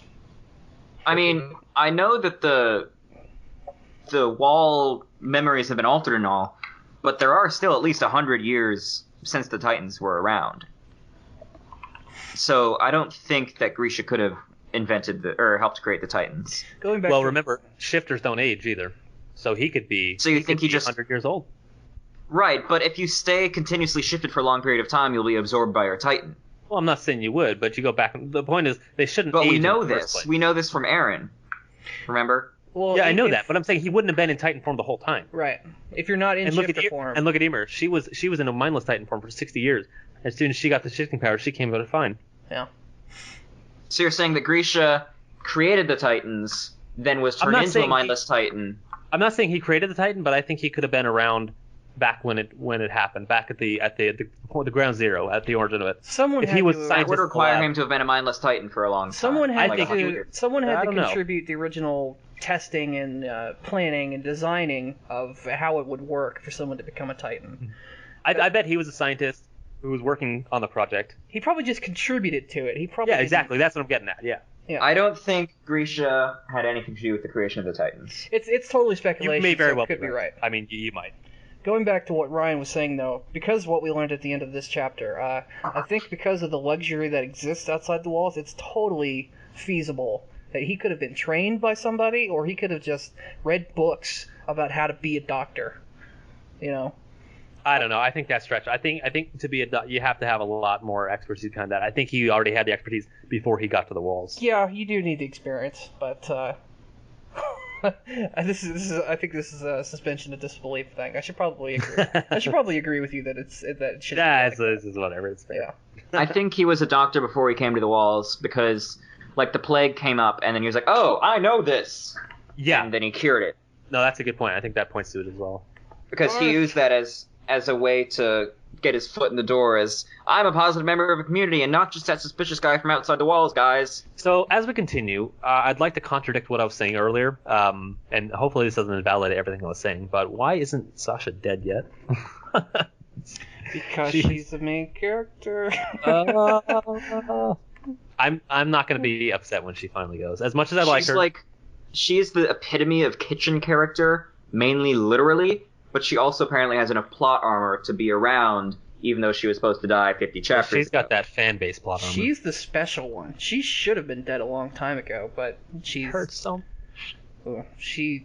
But the editor was like, I don't want her to die. Is that what I have to do to save Annie? Is to send Isayama like a video of me crying and begging for him to release Annie finally?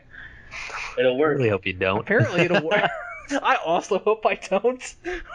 But if that's what it takes, Go ahead, do it. Yeah. if that's what it takes, it, I'll Dylan. strongly consider it. Fucking do it. Pussy. If I had any idea, if I had any inclination that actually would work, I would do it. Do you think he's gonna read it and be like, "Oh, I don't speak English"? Yeah. In I'm the like guy- English, she'll say that. Like, I I don't speak English. I think that's likely. So I'm probably not going to do that. So yeah, okay. So moving on. Since you had mentioned Sasha and the state that she's in, we see that Armin clearly is showing his amnesia already, saying, "How did this happen? What's going on? This is crazy, you guys." And then Aaron comes over and gives him the bro hug and is like, "I'm glad you're not dead. Thank God." You know what? Does this mean that way back when Aaron first ate Grisha and became a shifter, and there was that whole amnesia thing, people were speculating, was it because he injected it with that stuff, the mind wipe stuff? All the mind wipes, XYZ? Mhm. Was it because of that? Or did that have just a byproduct of the fact that he ate him? Because Armin obviously became a shifter and has a bit of a loss of short-term, recent events here, in the same way that Aaron kind of forgot what had happened.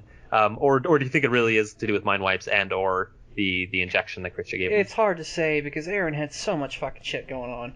It Yeah, could have there been was- the. he It could topped have. up on everything. It could have been just because he was a shifter. It could have been just because he had the injection. It could have been just because he has some kind of mind wipe, fucking connection to the whatever. It could have been any of those things. Mm-hmm. But with Armin, as we're seeing it now, I think seeing how Armin progresses here should help us answer some of those questions. Well, who the hell thought it was mind wipes? I thought it's been pretty clear that it was a byproduct of eating. I'm sure somebody out there thought it was mind wipes. I don't know. I think it's probably just me hating on mind wipes, if I'm being honest. Yeah, probably. Yeah, probably. So You hate them so much that now you just assume they're everywhere. I blame them for everything. Thanks, mind wipes. The mind wipes are your Illuminati. God, yeah, that's true. I haven't been mad at the mind wipes in a recent chapter in a while, Because they have been relevant for a while. and I hope they never become relevant again. Well, unfortunately for you, they will. Yeah, I know. I had to come to terms with all of that a long time ago. So the next actual big thing to happen, I guess, in the chapter, since most of the chapter is just dialogue back and forth about explaining where they're at and what's happened and that kind of thing. The next big thing, for at least that I thought was interesting, was Hanji talking about how these guys are going to face punishment now for arguing with superior officers. Yeah. Which is totally fair. It's great. Yeah. It would have been so easy to just not even Acknowledge that at all. Yeah. Yeah. I'm glad that he did, because that's good. I'm glad they still took that aspect of it and said, all right, well, you still fucked up and your COs are still here, so. Yeah, that's good attention. That's good attention to detail. But it seems as though like that's completely subverted with the next panel, which is Levi pretty much saying, "Then again, I made the final choice, so it's my bad. That's on me." You know, like. That's so true. It's almost lip service. Yeah. I took that as we're not going to deal with this, and it's not going to matter when we do deal with this, so just don't even worry about it. Yeah, because punishing them at this point is like punishing 90% of the Survey Corps, so it's like you can't really do that. 90% of the Survey Corps, hard labor for a month. Would 90% of the Survey that's actually Corps, what we need to do to achieve our previous workload. 90% of the Survey Corps would be everyone except Levi. Pretty much. So then after that, though... Yep, everyone but Levi. No, I do feel like they're not going to be punished just because there's no real point. I kind of always got that impression. Skimming through the rest of the dialogue here, a lot of it's stuff we already talked about, and how this is just the characters explaining the state of the situation to each other. Sort of what we already know. That doesn't really. The cooldown period. It's like, all right, that whole exciting bit's done. Let's kind of recollect. Everybody kind of get everything in order before we move on plot-wise to the next event. Right. I'm just skimming through it to see that I'm not actually missing anything, any important dialogue. The next big thing I want to move on to is that cool parallel that we see between them as kids and then them as the present day standing in front of their house. Yeah. The little details are nice. The rock has grown over, and obviously they're a lot older and have a different outlook on what's going on than they did. And the ability to lift the roof. That's pretty funny. Although they don't need to at this point. It's a good panel of the two of them, just looking at where they used to live, and there's that panel of the shoe that's still sitting there. I was just looking at that, and it's even got blood on it. I kind of wish that, like, when they were moving the rubble around, that they would have found like an arm bone or something. I think that would have been a little too macabre. I would have. It is a story about giant man-eating beasts eating people, and you think seeing some evidence of that would be too dark. It's not that at all. It's just that the scene that they draw on the parallel is very poignant, and it's got almost like a peaceful vibe to it, because all the death and destruction has settled down for now.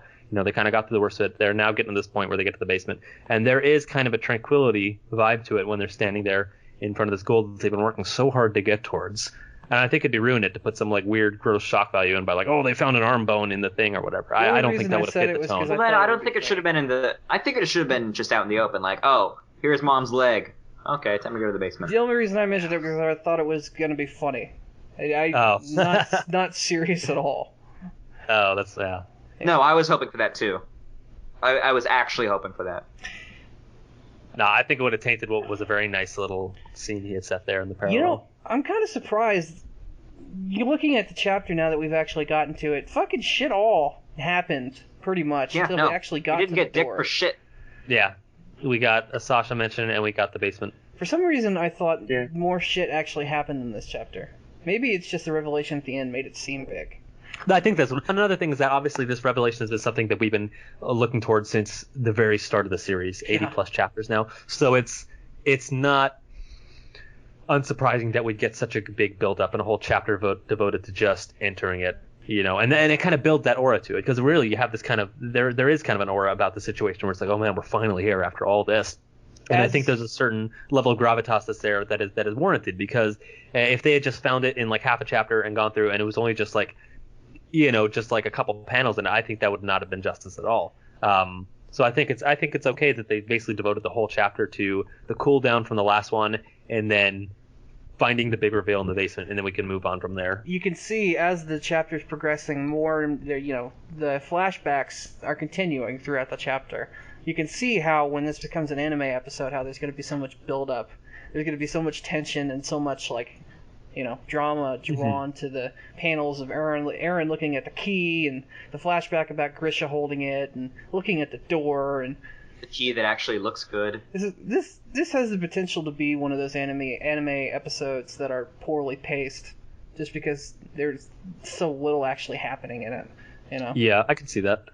I did like the little comedic moment though, where they did relieve the stress a bit, because there was a lot of tension, as well as all the other things I was describing leading up to this point, because obviously it's very anxious getting to the point that we've all been waiting for. And then there was the whole thing with the key doesn't fit, and he's like, oh no, what? And then he just kicks down the door anyway. I thought that was kind of nice, because that did kind of relieve the tension a little bit, while still maintaining kind of the seriousness. It relieves the tension in the door, that's for sure. Yeah, Power kick. there you go. That was a surprisingly low number of spider webs in a basement that's been there for like 6 years. Considering that Grisha had treated the books with some kind of chemical to preserve them, I think it's possible. Yeah, surprise. I think it's very possible. Wait. I just saw they've got electric lights in the basement. Yeah, I saw a bunch of people pointing to that too.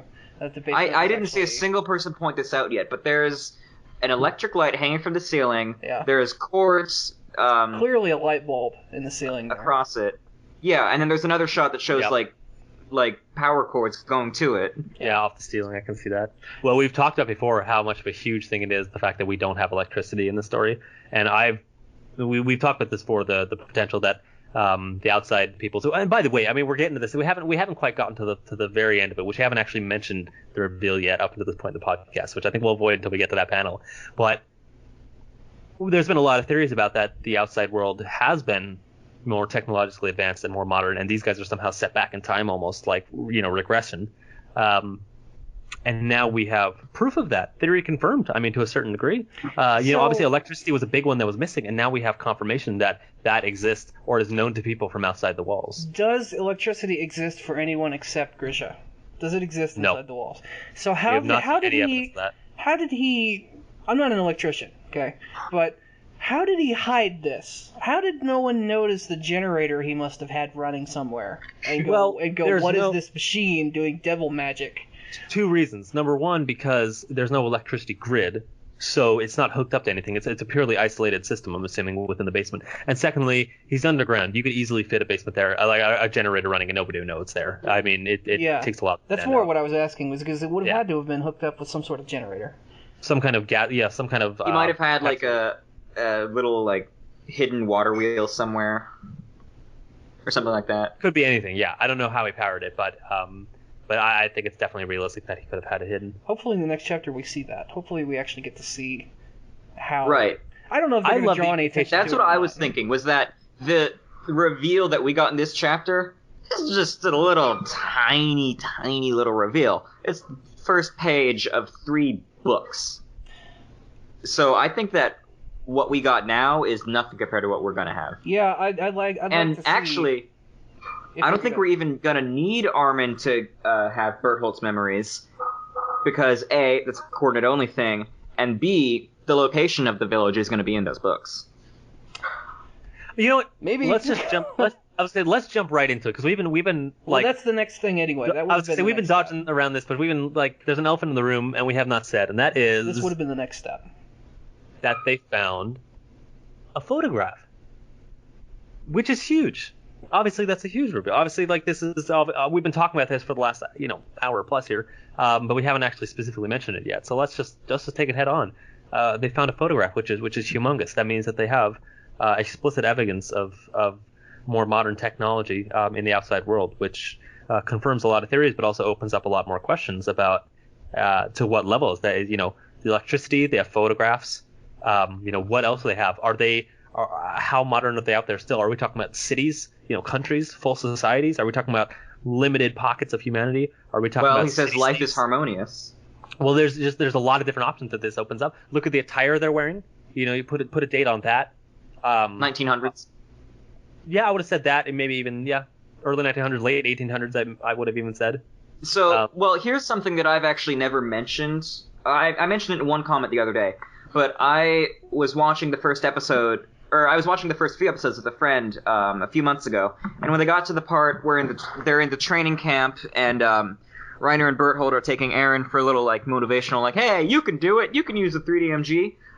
They duck under barbed wire, and she said, wait, when was barbed wire invented? And I looked it up, and it was actually in the mid 1800s. So, at least from the starting point of the walls, it was mid 1800s. I mean, it certainly looks like we've gotten that seems to be about the time period the feel of the time period he's trying to go for, because we've got printing, we got full-fledged printing presses, we've got those boats on pulleys that went along the canals that were clearly driven by some kind of steam, or some kind of engine was involved. So they obviously have some kind of industrial capacity. I thought that the boats were on a kind of like a conveyor belt. Kind of like a ski lift, how that works. Yeah, but that still has to be pulled by something. Right. And so it'd have to be some kind of engine or generator powered by either. Fair.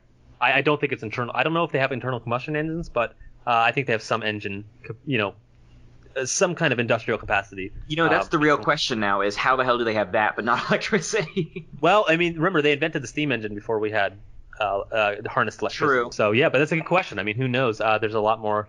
It's kind of exciting where we're going with this, because we've been looking for this for so long. I've been looking towards the outside world. That's been a huge part of the story for everyone. But learning what the shifter village is, learning what the people outside are, their technological level, has been a big focal point of the story for me. So I'm glad. I'm actually really excited we're finally getting to that point and getting these reveals, because it's a good feeling in a lot of ways to finally get to this point. We're a step closer, but like you said, there's so much potential, and there are so many new questions that result because of this. I feel like, we learned a lot just from that, but I also feel like we didn't learn anything.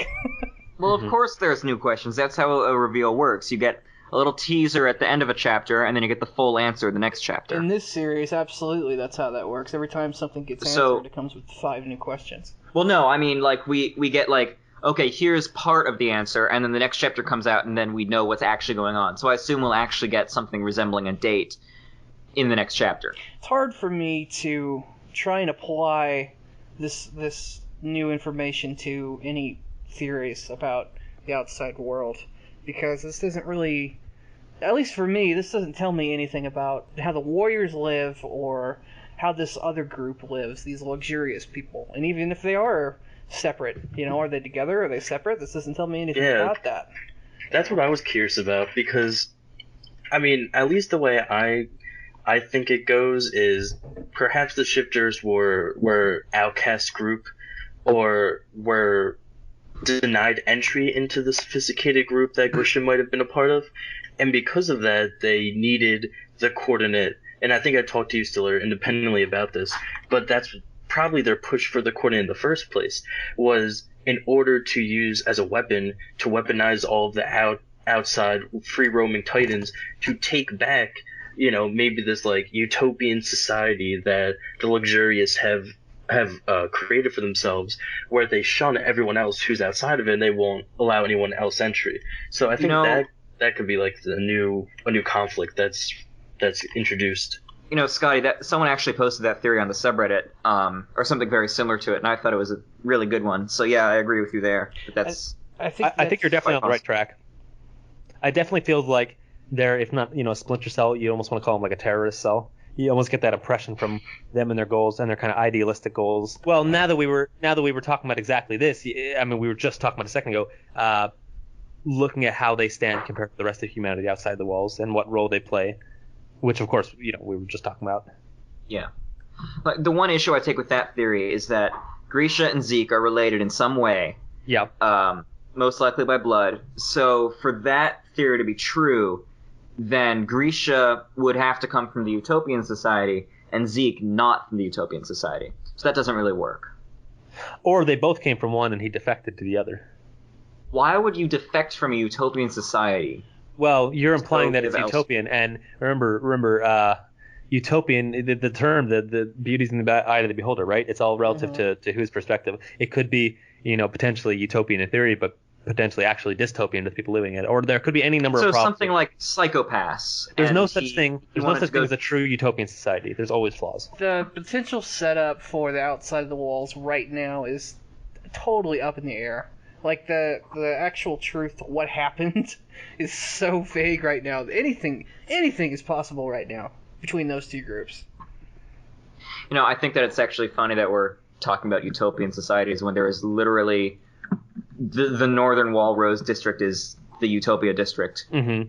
You mean Cena? No, Rose. It's the northernmost district, and that's where Armin tells Bertolt that Annie's being held. Entirely disagree that it's utopian, because I'm sure they're also suffering from the food shortage, the economic problems, and all the other issues that are plaguing these last remnants of what they consider humanity. They're not having a great time. I wasn't calling it a utopia. I was just saying that it was funny that we literally have a place called Utopia. Oh, right. That's the actual name of it? Yeah, it's Utopia District. Fun. Huh. That totally went over my head. So something we passed over in the chapter that we haven't talked about yet is Niall and his little power with the rest of the guys. I was just thinking about that. Yeah, because they were obviously talking about this exact same thing, saying, "Oh, Ern was right." I never thought about it. There's probably people out there. And then I was a little confused with the timeline of these events when I first read through it, because then they're interrupted by somebody saying, "Oh, the Survey Corps' back," and that was, and then we cut to our guys finding the stuff in the basement. So I'm assuming they found the stuff in the basement, and then came back to the center. Is that what's happening? They probably just sent someone back to relay the information. Okay. Like Flock. Yeah. No, we see people on top. We see the people on top of the wall. Who's a useless the whole character we can send to do this for us? Who's not going to be important to the rest of the series? Oh, the guy we introduced in the last chapter. I think it was a flashback when they looked at the basement. Just the way they have the lighting with the darkness and the light halo around the characters. That's often how Isayama does flashbacks. Well, look at how young Erwin and Niall look as well. Well, yeah, that part's absolutely flashback. That was clearly a flashback. We're talking about the photograph. Yeah, Erwin's alive, Stiller. Of course it's a flashback. Okay, I thought you were talking about a different scene. Okay. No, I'm talking about the Aaron Mikasa when they're in the basement. Gotcha.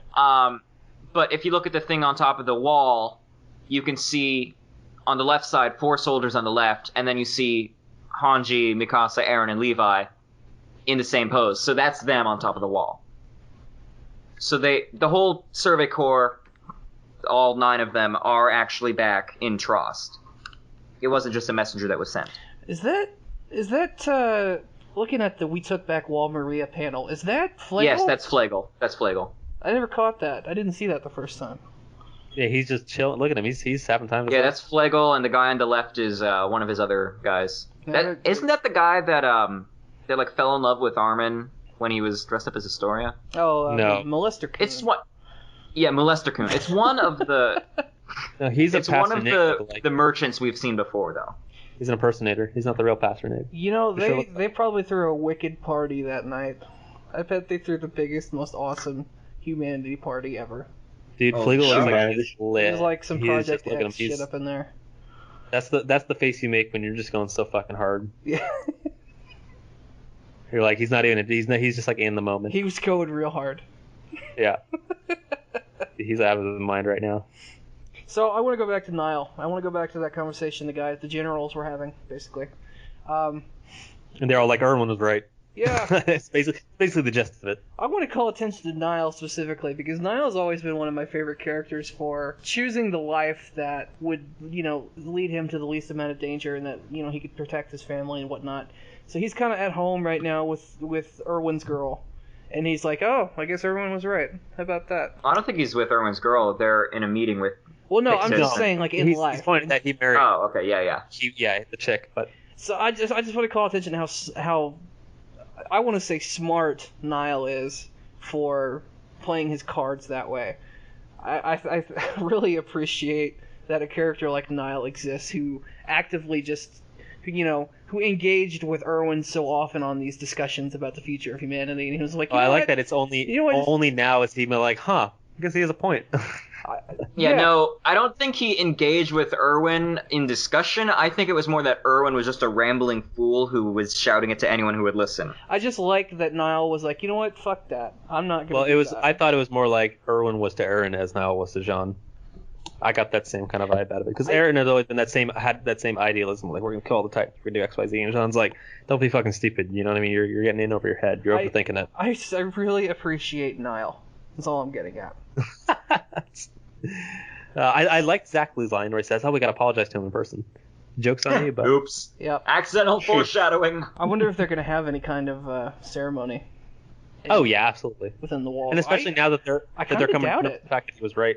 I kind of doubt they're gonna give him some kind of ceremony until after the main concert. Well, it's not gonna be like a parade. I think it's gonna be between the top guys in the Survey Corps, of which there's less than 15. They're gonna at least acknowledge parading a dead body. No, that's not what I meant. You know what I'm talking. I'm not a public ceremony. They're not going to make a big deal out of it to the public because it's going to be a small acknowledgement and recognition of what he did. I think it's going to be a full military funeral.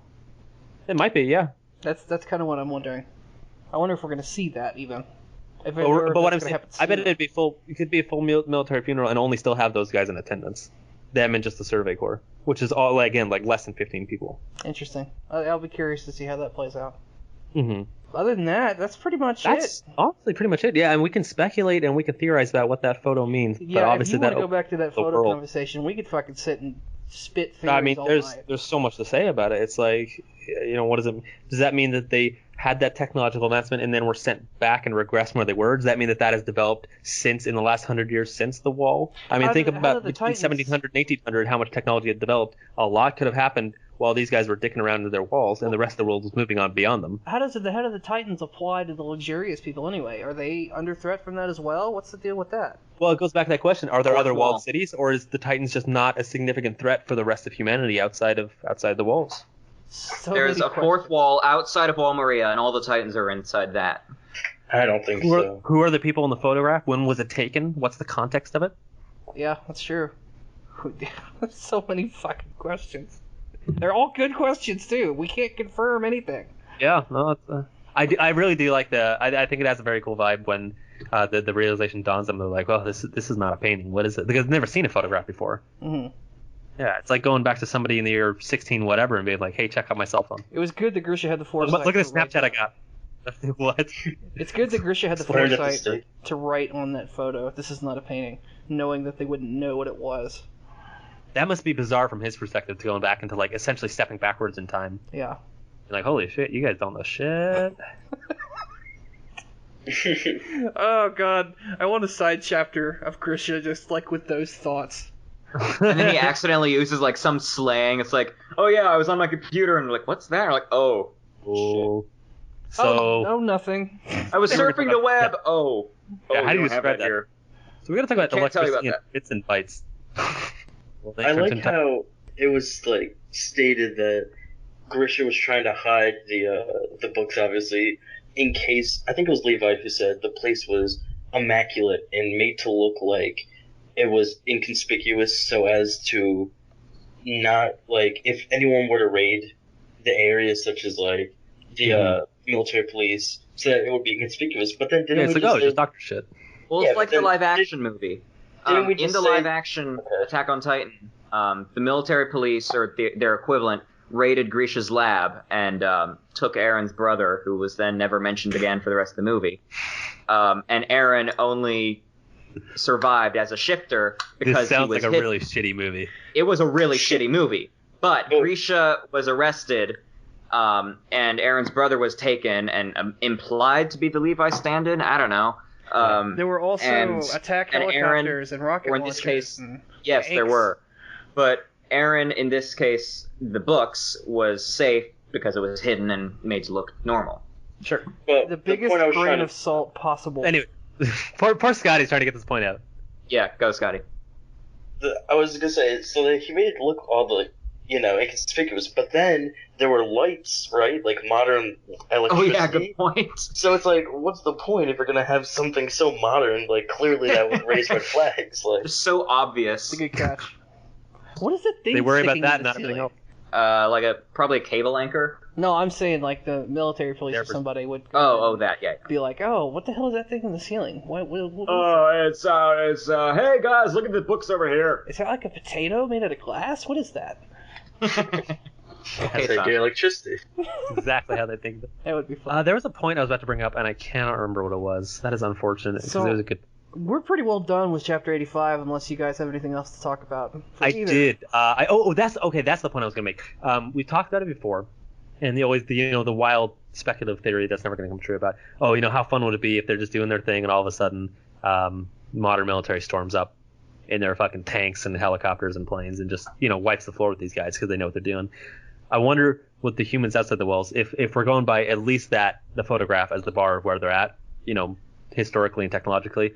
Boy, I bet their military is pretty solid. I wouldn't mind if they came in contact with that at some point. Oh, I thought you were gonna say, what do the people outside of the walls think of the people in the walls?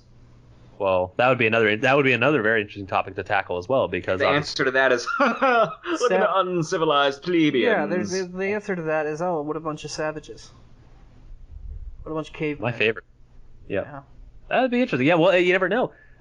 Or will they take pity on them like Grisha apparently did and said, well, you guys are just like us, but you got a bad deck handed to you. Somehow I doubt it. If these people are actually...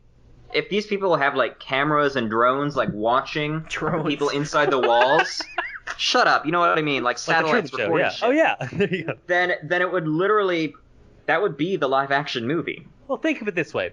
If you came into contact... Because we were just talking about this. If you came into contact with some, uncontacted tribe, and let's say you could communicate with them, would you think...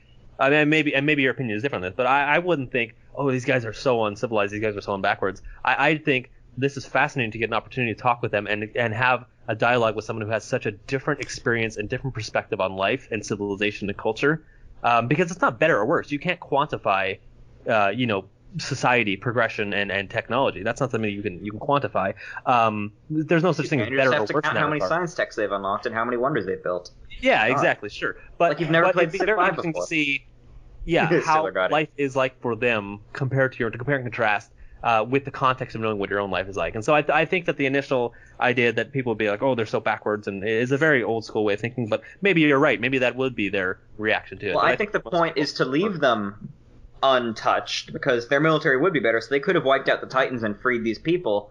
But I think they're probably being left in there as some sort of experiment or something. Like, so you think basically, basically the plot of the Divergent series, except with Titans. Also, the maze. What is it? The runner's maze. Yeah, Maze Runner. That Maze too. Runner. Maze Runner, Divergent, all that. Hunger Zach, Games. I think a little bit. Yeah, that's an interesting point you bring up, Zach, because if that's true, then that means that Grisha would have had to probably gone against whatever protocol was in place in order to come to the walls. So is he now an outcast that he can go against the rules? Was he sent there by the people? Is he on a mission, or is he on lone wolf mission? If he was on a mission, he would have been given more self-protective shit to extricate himself in case something went wrong. Like, I don't know. Maybe that was never an option. Maybe he knew that going in he was never going to have a chance to come back out.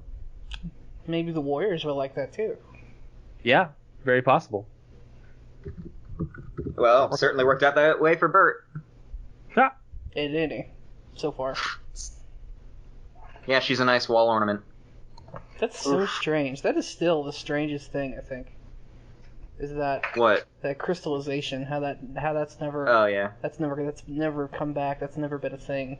It's just a pause for the plot. That just kinda happened. Oh, I guess I'll see you in about 100 chapters. Like what? 100? And timeout. Okay, wait, plot armor. There we go. How do you preserve a character for later plot value when her plot has ended for the time being. By literally Cryostasis! Literally preserving them. Yes. We're going to put you on hold. Yeah. Or terrastasis in this case, because Latin and stone. You and your Latin. So, Hey, unless... I play Thaumcraft. That means you're a Latin expert, I'm sure. Okay. It means I pick up some stuff. I think Exactly. I think we're ready. I was just saying the same thing. Thank you, Silver. I think we're ready to move into the questions for this podcast. The questions for this month are a combination of Chapter 84 questions and Chapter 85 questions. So the questions are gonna be in order from questions you guys submitted from Chapter 84 to Chapter 85 and then so on. But And we will answer them with the context of knowing that Chapter 85 had not been out when it was submitted. Right. But who am I going to ask? Ryan, if someone wanted to submit a question to the podcast for us to answer, where would they send that email? Or where would they submit that question? Oh, that's a great question, Stiller. If they wanted to email it, they could send it directly to snkpodcast@gmail.com. Why the fuck do we keep giving out that email? No one has ever used it, ever. Someone might one day. If you're the more thrifty type of person who doesn't like all the excess problems and trouble and just wants to go about your day in a nice, easy manner, there's a slew of links on the actual subreddit, both in the chapter discussion threads and on the sidebar still? Yep. Yeah, I think so. On the sidebar still. Unless HK moved it. But what was that email address again? What did you say? SNK Podcast. SNK Podcast at gmail.com. Sierra, November, Kilo. Okay.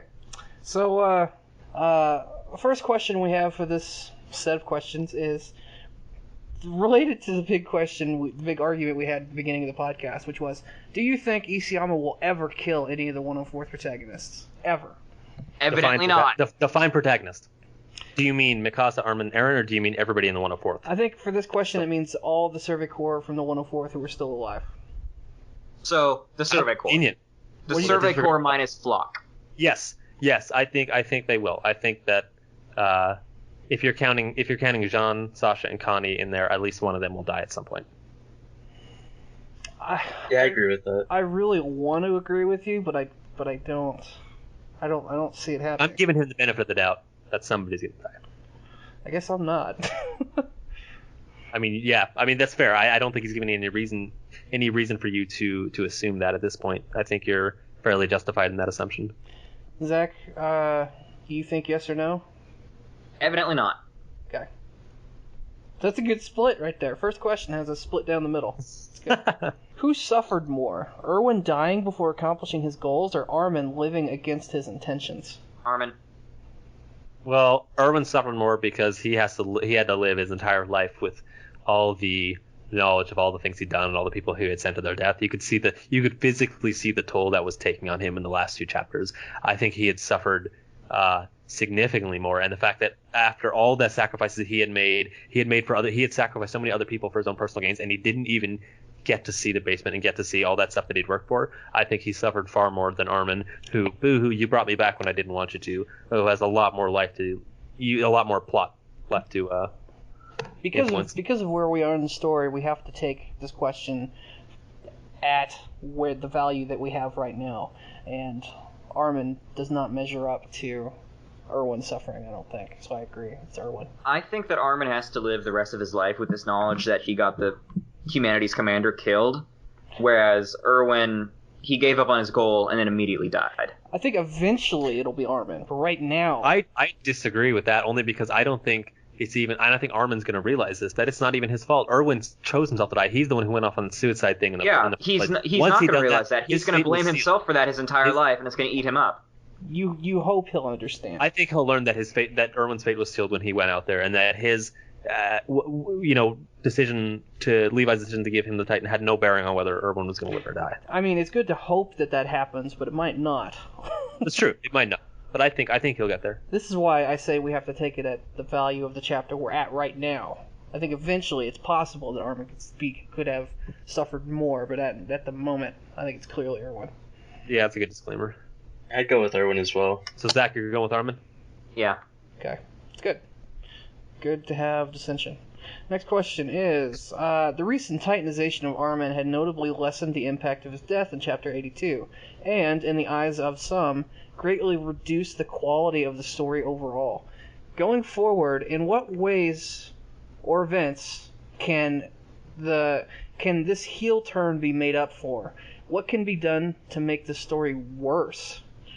So the question is, based on the precedent that we've seen of events that have, in some people's eyes, damaged the story's quality, what other kinds of things do you think that can happen that will also damage the story's quality? What do you not want to see moving forward? More plot armored Titan. Yeah, I know. I think we actually addressed this a fair amount when we were having a long discussion earlier about, and I may have contradicted myself. I'm contradicting myself a lot because I know I was kind of vocal against this, but I definitely feel like it was a bit of a cheat to have him die and then brought back, because it definitely did lessen the importance of his sacrifice. Sorry, but yeah, as far as making things worse, there's a lot of things that can make it worse. Again, I think you guys have already covered it pretty well in terms of bullshit plot armor, things like that. It's that's a difficult one to answer because there's a lot of things that could make it worse. What do you guys think? Going back to that argument we had, it was, because of the conversation I had with Scotty where we kind of thought up those, which was at the time, I think Armin having this possible amnesia trope could end up being very predictable and very obvious and very forced. I think that could be an example of a bad thing that could happen. I think going back to even, when we began the podcast all those years ago, one of the most common questions we got was, how do you want the series to end? How do you not want it to end? What are the kind of things you don't want to see? And it was always like time travel and happy endings and, like, I don't know, stupid. I think Mind Wipes eventually came into that as well. But I was just going to bring that up. I bet I can answer that for you and be like, what would make the story worse? Well, more Mind Wipes would probably more Mind Wipes. Still a little tilted. I'd like to see Reiner not be fucking useless. If there are more scenes of Reiner being shit at everything, I think that'd be bad. I don't know. If Annie never comes back, that would suck. Yeah. I don't know. If the warrior people, if the shifters, if they never get any kind of redeeming quality, or if they never get any kind of justification. No, you're right. I was just about to bring that up, because if they are treated just as like they're purely bad with no gray from our protagonist, the people in charge, and just dismissed as they die, shit. That would be a massive injustice. Yeah. And I think that as a result of what's happened now, I think that would be not fair at all. I think generally questions that don't get answered that need to be answered, if they don't get answered, that's bad. I think if we see more characters that we're, so attached to, like if we don't get closure for characters like Mikasa or Jean or Levi or any of those guys, if we don't get closure for those guys at the end of the story, that's another thing that would be bad. If Monkey Trouble loses, I'm going to be pissed. I got some bad news for you. I am in denial. He's going to win. He's going to always win. I would like to agree with you, but you know how this goes with people. I know how this ends. People who aren't the good guys. You know how that goes. That in itself, I hate. I wish that wasn't the case, but it is what it is. I think those are some examples. I think that answers the question pretty well. Do you guys? Oh yeah, there's a lot of ways that can go wrong. I don't know if you guys have any others you want to throw out there. I mean, I guess to go in the same vein as like. How like Armin's death was diminished by his return, I would say any like character sacrifices being reneged by future development of like, oh psych, this character's not dead, or oh psych, whatever sacrifice they made is actually reversed in some way, some form or another. If that happens anywhere down the line, I think that would definitely diminish the quality of the story. What do they call that? Retcons? Yeah. Retcons would be bad. That's a good one. So yeah, clearly there are a lot of ways that this could go south, for sure. Time travel. Yeah. Yep. I haven't heard that one talked about in a while. If Isayama were to die a sudden death, who would you want to continue the story, and how would you want them to do it? Me. Yeah, like, is this splitting art from story? Because I think Stiller and I could handle the story pretty well. Yeah, But the art... I can't draw. It's last and Yeah, loose. no, You I guys can can't do it draw however you want. shit. If If I were taking over, y'all would be getting stick figures, but a good story. Oh yeah, the Let's trade-off's assume- good. Let's assume Maybe the illustration. Let's assume Isayama's still doing the illustration, even though he's dead. His ghost is doing it. Yeah, his ghost's still doing the His illustration. ghost. How would you want to do the story yourself, or who would you want to take over? I would want George R.R. Martin to take over.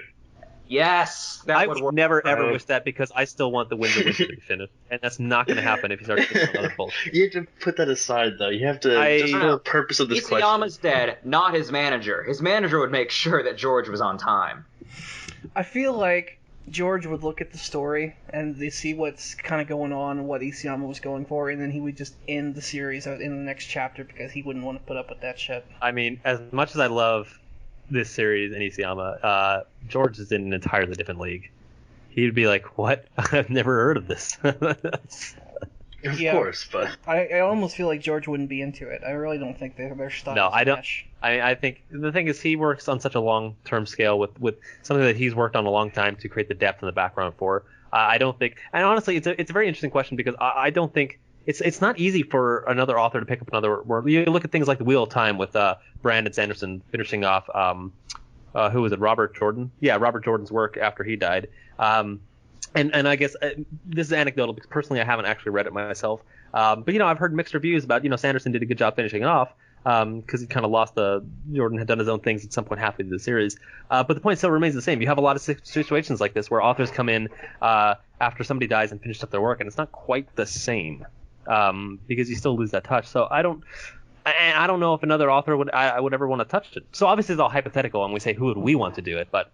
I don't know, it's a tough one to answer for sure. Think about your favorite band. Like, think about your favorite musical artists. Like, if you think of, let's say, Def Leppard or AC/DC, and, like, you think about, okay, these guys are old, and some of them are dying off now.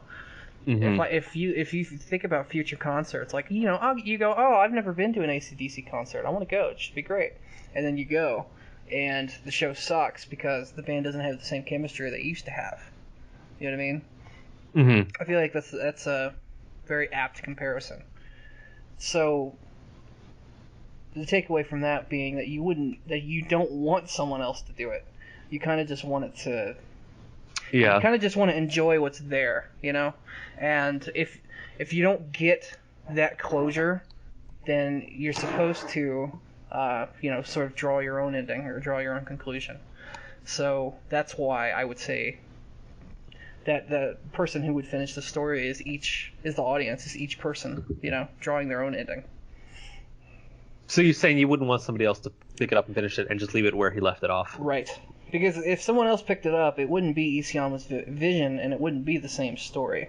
So the result that we get wouldn't actually be the real product. You know what I mean? No, I get what you're saying. I think when it comes down to it, personally, I don't know if I can really answer the question because I don't know.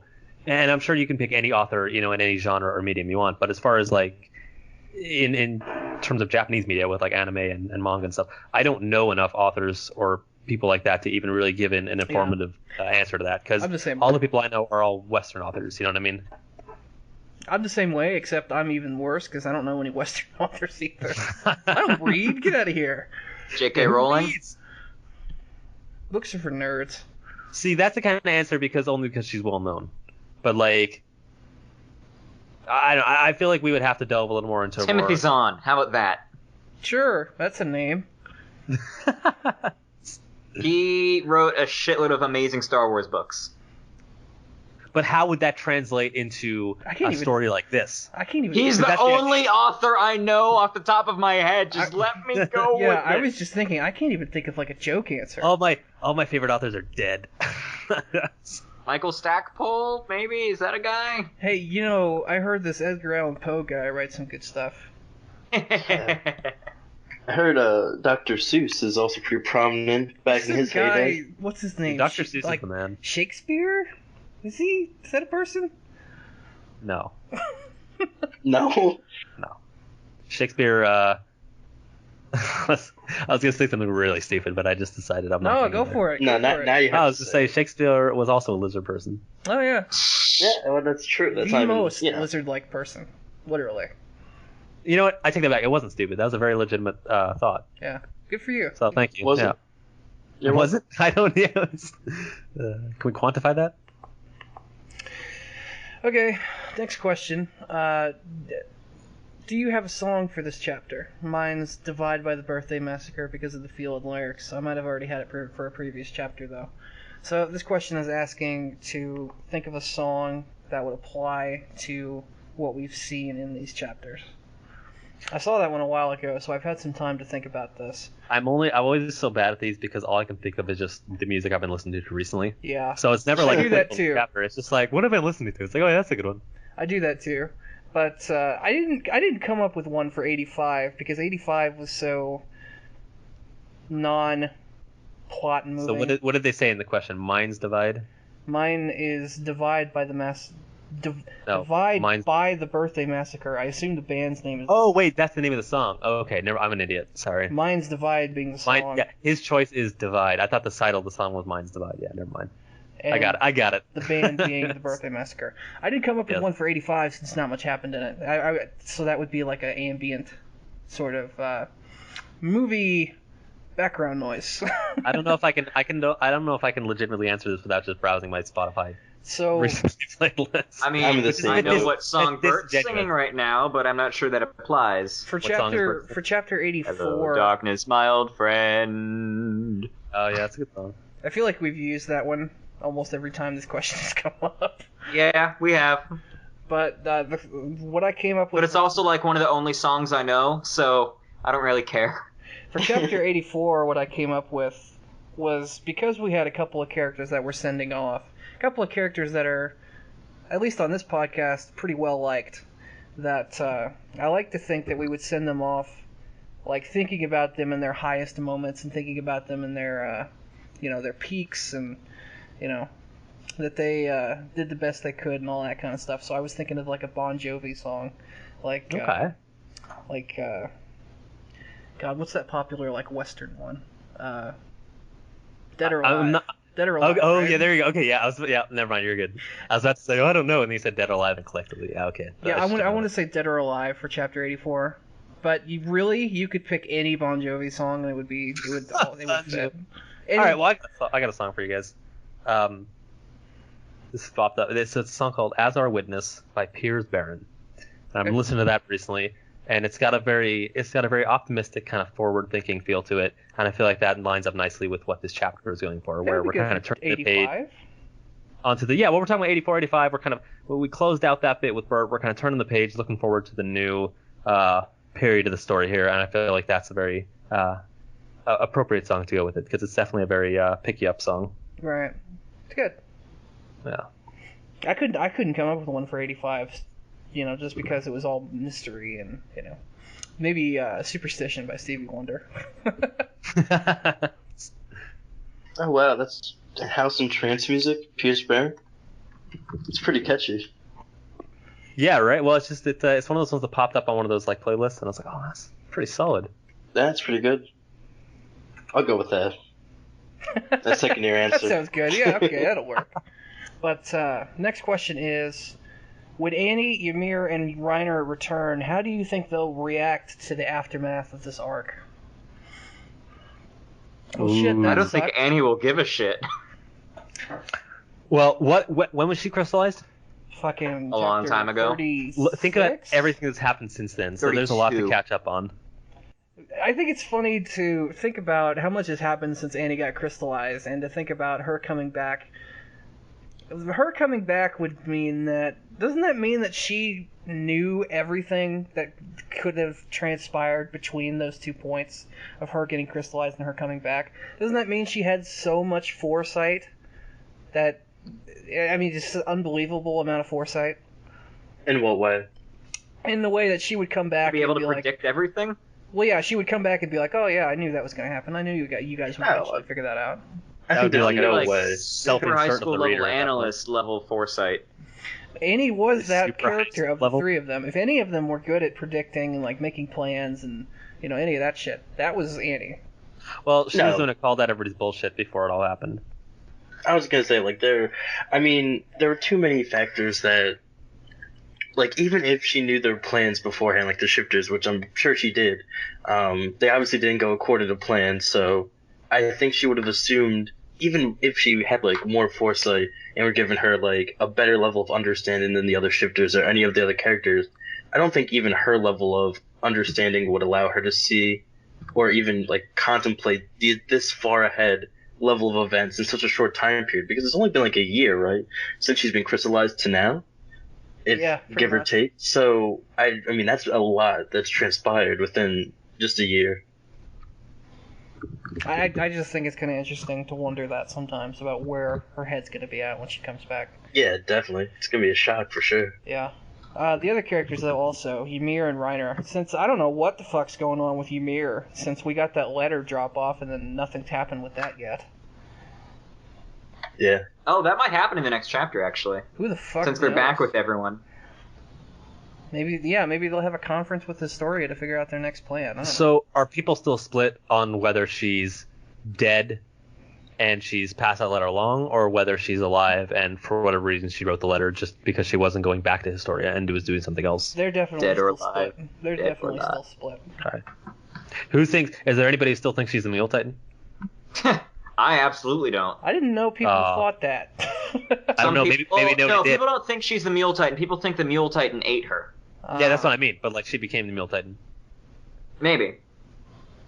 I don't know. Well, Wouldn't maybe it that's have- what happened. Doubt it. Wouldn't it have like sharper teeth and weirder hair? Well, I don't. Probably. Well, think who knows? if who she knows what was- the company did to fuck with it? No, if the Mule Titan was already kind of like that, I don't think that it would change that once it ate Ymir. I don't think that Titan appearance is based off of it like that. I thought we were saying that Ymir ate the person who was the Mule Titan. No. No, the other way Ymir around. ate Marcel. I don't know why I'm bringing that up because it's really probably not true. But I thought, in case anybody out there is thinking that's a possibility, well, for shame. You're stupid. Well, maybe not. Maybe they're right. Maybe they're right. Who am I to say? This is why you never say someone's stupid. Yeah, right. Especially in this context. No. Yeah, but as far as their general reactions go, because that was what the question asked, was their reactions. I assume it'll just be, surprise and despair and the more pessimistic kinds of responses. I mean, Reiner already knows what happened. Yeah. Reiner's like, shit, that didn't go well. What could I have possibly done wrong? What do you think Monkey Trouble's gonna do, as punishment for obviously him fucking up? I hope it's something. For Reiner? Yeah. Send the I don't fucker- think Reiner fucked up in this case. I think he's fine. Can we Well, I send- think as far as Monkey Trouble's perspective goes, anything he does is a fuck up because he seems to not like him very much. Send Reiner back to training. Whatever they did. Send him to the gulag. Yeah, that too. 5 Reiner did years nothing gulag wrong. for you, Reiner. Come back when you're good armor. He has good armor. If there's one thing we Great can armor. say about armor, he has good armor. It's everything else that What sucks. I still think you're way too hard on him. I definitely don't. He's just a boy still. He's just a boy. No, I He's younger I than actually Zach really is. want Zeke to have a Russian accent now. We have both been tricked by your father, Aaron. Reiner being Come with me to Shifter Village. Reiner being the shittiest of the three is the only one who's still anywhere close to being active in the story. If he's the shittiest, why is he still alive? Exactly. That's the question I want answered. I bet I don't think he's the shittiest. I think he's all right. I think I you're mean- getting way too much flack. Mm. Poor guy. He's just trying to do his own thing. And He's the you're shittiest out Like there he's every the one- time. He's the shittiest because he's the one the Survey Corps didn't do a good job of holding on to. because he was not the shittiest. I mean, he's alive because he's the shittiest. Fucking bastard. That makes no sense. He's alive because he's the one the Survey Corps didn't hold on to. That's what If I'm he was shittiest, he'd be dead. Yeah. Well, no, he is Well, he's saying the shittiest, Survey but Corps Aaron fucked had a up, not blade to Reiner. Bertholdt's neck, and Zeke had a clear shot at Reiner, so he grabbed Reiner instead. Well, Reiner didn't get in a position to get a blade against his neck. Well, he did. The Survey Corps just did a really shit job of doing it. I'm just fucking around That with you, wasn't but an I don't active think he's the decision. shittiest. That was circumstantial. Thank you. Your circumstance. Your circumcision. Wait. Whoa. Oh boy. So I yeah, don't know what that means I think eventually. that's I about, don't know what that means. that's about as well as we're gonna answer that question. Is there anything you would change about Bertholdt's death in this chapter? If he had to die, was this the right way to send him off? I would have given him a fighting chance, or at least made it a little bit more, and it's not just like, okay, he's dead now. I think the answer to the first question is yes. I would change him dying to not dying. Yeah. Yeah. Assuming he has to die, is there anything you change about his death, though? I think that's more the spirit of the question. Yeah, and that's what Stiller said. He said, we're going to change the question and answer it that way. Yeah. Because we know what the question's asking. Yeah. Well, in a perfect world, Berthold wouldn't die. Yeah. In the imperfect world where he must, I would have made it not so underwhelming. So, there's an argument to be had about the second part of this question, about the point that I mentioned for Berthold not getting closure for his character. Whether that's something you want or something you don't want.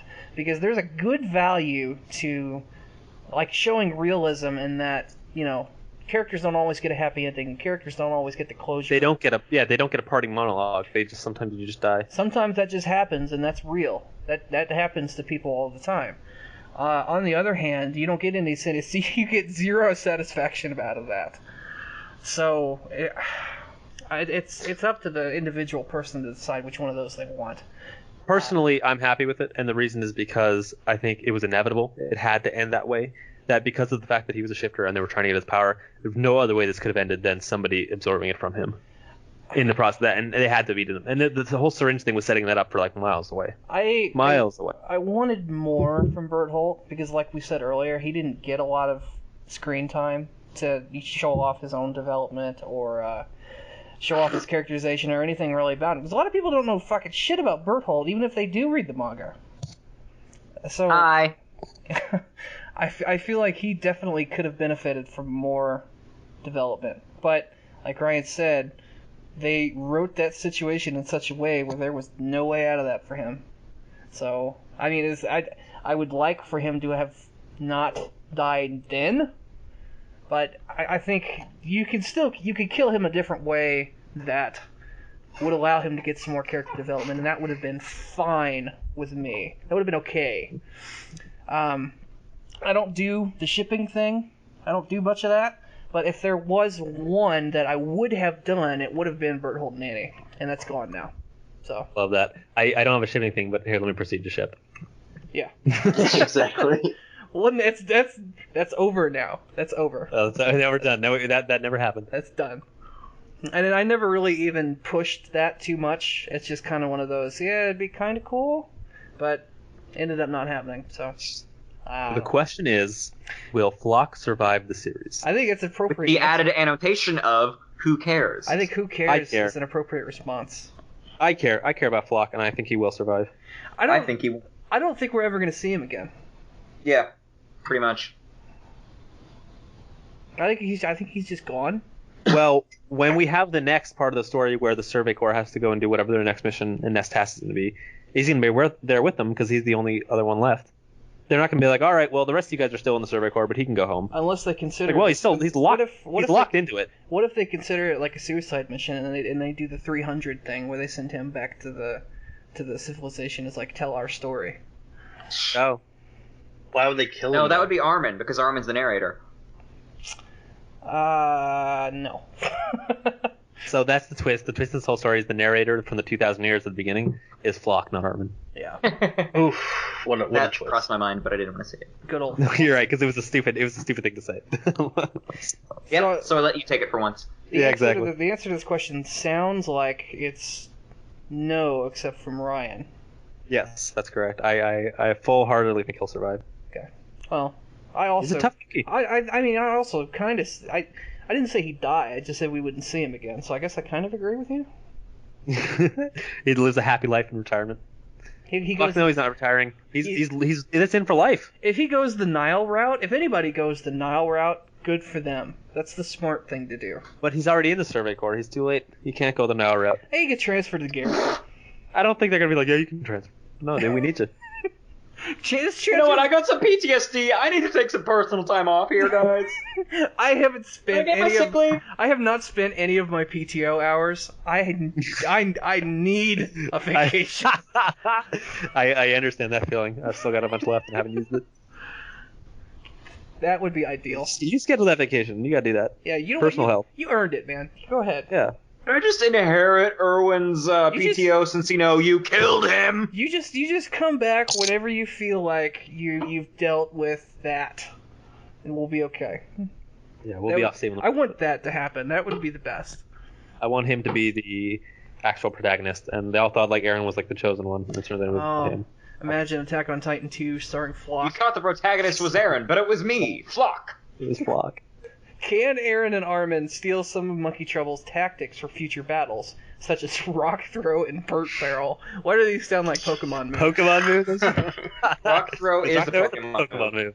You call it like twice there. Can they steal these tactics? I think is yes. I'm pretty sure Rock Throw does what, like 80 damage? Is it 80 or 90 damage? Oh hell no! Rock Throw is weak as fuck. Yeah, it's got a low accuracy, and I think it's only No. You're thinking of Stone Edge. Rock Throw has a 90% accuracy and 50. Stone Edge has a really low accuracy, but super high. It's got a high critical hit. But Rock Throw has 90% accuracy and 50 damage. I can't believe we're talking about Pokemon. Low damage. It's a higher accuracy, but you can still miss it. Yeah. I know it's Rock Tomb that's the better version of Rock Throw. Can we stop with the Pokemon and move on to the next question? All right. I'd like to get to bed before 3 o'clock. That's fair. Yeah, let's. Okay. So the next question is: Monkey Trouble underestimated Levi. How should he plan for him next time? What you need to do, Monkey Trouble, is to actually plan and actually come up with a strategy instead of not doing that. I like how and be sure he stocks up on lube so it won't hurt as much when Levi fucks him. I just want to point out we didn't actually answer that last question at all. We did. I did. We did. What's the question? I answered it, and I said, can they do that? Yes. Answered. Okay. Well, they only can if Armin becomes a Colossal Titan. If he's just a normal Titan, not really, no. Anyways. There we go. Answered. So, I want to point this out again, and I've made this point in previous podcasts as well, is that people consider this such a one-sided fight, and they consider this such a domination and an obliteration, but it was a surprise attack. It was like a sneak attack. It wasn't really a fight. There wasn't really a battle that happened here. Levi just did it. It was an ambush. It was an you ambush, mean talking about Levi? Oh, no, yeah, he just kind of tore through him. Monkey Trouble didn't even have a chance to react. He really didn't fight at all. I think he will not underestimate him next time, because I think he just didn't realize that he could do that straight up. If he actually fights, and this is actually a battle, it won't go that way. You know what I mean? It'll actually be more of a contest. Well, yeah, well, think of it this way. Like, Monkey Trouble's demeanor up to this point has been very dismissive. Like, think of, like, his interactions with even Bert and Reiner. He's like, you kids don't know what you're doing. You know, we're going to do it my way. And his interactions with Mike when he had the 3D, he's like, oh, wow, you guys have gotten this far. I'm surprised you figured that out, right? And especially now knowing the knowledge that he probably has a lot more advanced technology back where he came from, he's like, oh, aren't you guys cute? He probably, I think he just didn't think they were even going to be that much of a contest. So, yeah, I think now he'll treat them with a lot more respect in terms of as an adversary. I know that, okay, yeah, you guys have come a lot farther than we thought. So, yeah, I don't think he'll underestimate it next time. You know what's funny is that it's just specifically Levi and Mikasa. Without those two, he'd have no trouble steamrolling the rest of them. He kind of just did clean up everybody else. I don't know. Eren and Armin, once Armin gets his act together, might be a match. I think Monkey Trouble would beat Eren, but with Armin Eren, added, absolutely, yeah. With I don't know. It's still unclear what Armin's going to be, so it's kind of hard to say. But yeah, next time, actually plan and actually fight, and that'll improve his odds by 100%. Next question. The Survey Corps underestimated the Mule Titan. How should they plan for him next time? Know that he exists. Yeah. They just got to pay more attention to their surroundings. They're being sloppy. That's a good one. Knowing he exists is a good one. Yeah. But I mean, that's really it. They just were careless, not paying attention to their environment, and got caught out. How could they ignore Zeke's mighty steed? Oh, I know, right? He's a beaut. Yeah. I don't really think he has any combat value that we know of. So he's a utility mule. Yeah, there's not much. A utility, as you will. The plan for him is to plan for him again. There you go. Instead of not planning for him like they did last time. There we go. Now that the battle has ended, do you feel that Connie should have had a more prominent role considering his prior rivalry with Zeke? Scotty, what do you think? I feel like he will. I mean, it would have been disappointing if Levi took Zeke out in that instance, and then Connie had no involvement in the matter. But I feel like now that he survived, maybe, I mean, Connie's definitely not going to be the person to deliver any, like, prominent blow, like, final blow. At least I don't think so. But he may, like, actually be involved in the combat with, you know, aiding Levi, and maybe it's a group effort, kind of like it was with Annie. And then they'll show, like, some flashback panels of him finding his previous village and his family, like, on top of their house and stuff, and like how it like relates personally to him. So I think they might do that in the coming chapters whenever they get around to actually dealing with Zeke, like, once and for all. I think I agree with that, because I've got the feeling that it's going to be overshadowed by whatever relationship he has with Eren as far as Monkey Trouble goes, and that dynamic is going to become the more pivotal in terms of the final battle, you know, when they eventually show him down. So I think he will, like you said, have a role, and that will come up and be part of the motivation. But I don't think it'll just be, you know, all on his shoulders doing the finishing thing. But I don't know, we'll see what happens down the road. I agree with both of you. I don't know. I could see, like, Levi defeats Zeke. He nuggets him, and he turns him into a little nugget that can't do anything, chopping off the arms and legs. Oh, okay. He nuggets Zeke. Gotcha. McNugget. Yeah. I didn't know. Yeah. And then he, like, lets Connie come up and chop off his head to deliver the final blow. Stuff like that. I could see that. I think that having Connie suddenly be a formidable force and take out Zeke would be too big of a stretch, though. Now, this is all under the presumption that Zeke is actually the bad guy here, and we're not going to get a revelation in this next arc that Zeke is actually, that everything's turned on its head. Because remember, he said something to Eren, like, oh, I don't remember what he said to him. He said you guys don't understand what you're really fighting for. Exactly. Either way, I don't think they're just going to 180 like that, because Zeke's faction still did attack the walls and kill a quarter of their population. So I think that where the story ends up, he's not going to be the ultimate big bad, or I should say in the sense that it's not going to be a clear cut, he's the bad guy that they need to kill to win the day. It's going to be much more nuanced and complicated than that. And I don't think he's I think there's going to be a revelation regarding his relationship to Eren and Grisha, and how humanity, when I say they, I mean humanity inside the walls, has been misled and fooled and duped by the First King and all the people in charge. So it's going to come down, I think Zeke versus the First King is going to be a very important showdown when that eventually issue that raises its head again, because it's been quiet for the last arc. We haven't seen much of that yet. I agree that Zeke might not be the ultimate big bad, but at the same time, I think there's going to be at least one more fight with him before that shifts. That'd be interesting. Well, let me phrase it this way. This is another interesting way of looking at it. If it came down to the conflict between Monkey Trouble or Zeke and the First King, who do you think the 104th or humanity would side on? I was getting ready to ask, do you think there's any kind of connection between the First King and these luxurious people? Very possible. Oh, yeah, the photograph? Yeah. We don't know. It's not out of the realm possibility for sure. But I think if it came down to it, and crucial information was revealed, which we don't know yet, so we really can only speculate. It sounds like based on all the damage the First King has done, I think that humanity is going to be right to side with, potentially. Well, I don't know. It's hard. It's a hard question to answer, because if they side with Zeke, how do you reconcile that with all the damage he's done up to this point? But maybe it was justified when we know the full context. You reconcile it with that justification. Well, exactly, yeah. But we won't know until we get that information. But it's possible. I think I'm not counting it out, is what I'm saying. I think it's fair. So, next question then. Everyone seems a bit tense. Everybody's a little tightly wound. How do you think they should let loose once they get back to wherever?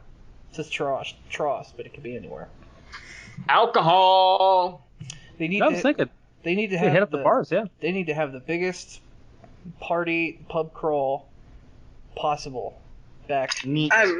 They're going to have meat, and then Armin's going to throw up at the sight of meat. Or they could be like at a mansion in Cena, and just have the biggest... Dude, I feel like that's all way too highbrow. I feel like they just need to kick back in some hole in the wall, join in, just relax. Sasha is with them, Ryan. There will be meat. Well, that's what I mean. You go order at this like tiny ass restaurant bar place. You just chill out, you relax. Meat is like our equivalent of caviar, though. You can't get meat at some random ass restaurant. I think everyone just needs to take. They PTO. have meat, or else they wouldn't be living. Yeah, they just need to relax. Everyone needs to take PTO, because everyone has different ways to relax. PTO for PTSD. They just a bit of the old, what do they call it? Black tar heroin. Everyone unwinds differently. Some people are going to go eat meat. Some are going to go pub crawl. Some are going to go join orgies. You know. Eat a bag full of shrooms and just call it good. All kinds of shit can happen. So just fucking go, boys. Just let everyone. The forest is calling me. Just go do your own thing. Everybody just report back in a month or whatever. A month? Oh my god. They need some kind of vacation for the shit that they've been able to accomplish. But I think a realistic answer for that would be like, look at how in modern times people come back from conflict zones, in the military and otherwise, and how they decompress and come back and readjust back to society after that. And how they don't. And exactly, and all the problems that come with that. Yeah. I think that would be a very good analog and very realistic to how these people would react in these situations. That would be a good epilogue. That'd be good epilogue material. They all right PTSD there. And they'll kill themselves halfway down the road. Yep. Yeah, very, very, unfortunately, very sad reality. But speaking of sad realities, the next question is the Bert Annie ship sunk for good? Jesus, that segue was brilliant. And also, the other question is, does the Armin Annie ship set sail? Okay, so the answer these ships are all at the bottom of the fucking ocean. The answer to the first question is obviously yes. Unfortunately, that ship is sunk forever. It's done. It's done now. The answer to the second question, I have no idea. Maybe, I don't know. If you ask me, no. You people disgust me. I'm in your boat, Ryan. I don't see it. I don't get the appeal. I'm gonna say no. I'm gonna say no. It's not. Watch what? Watch as I judge you. It's so hard. Scotty, you don't see the appeal in what? Ships Shipping. and putting people together and. I mean, the basic idea, at least for me. I get it. Yeah. I get the appeal. The appeal is that these characters that you think could have a relationship or have an interaction with each other that would develop both of them, and they could both be happy together if that's what you want. No, I think it's just that you think that they'd be cute together.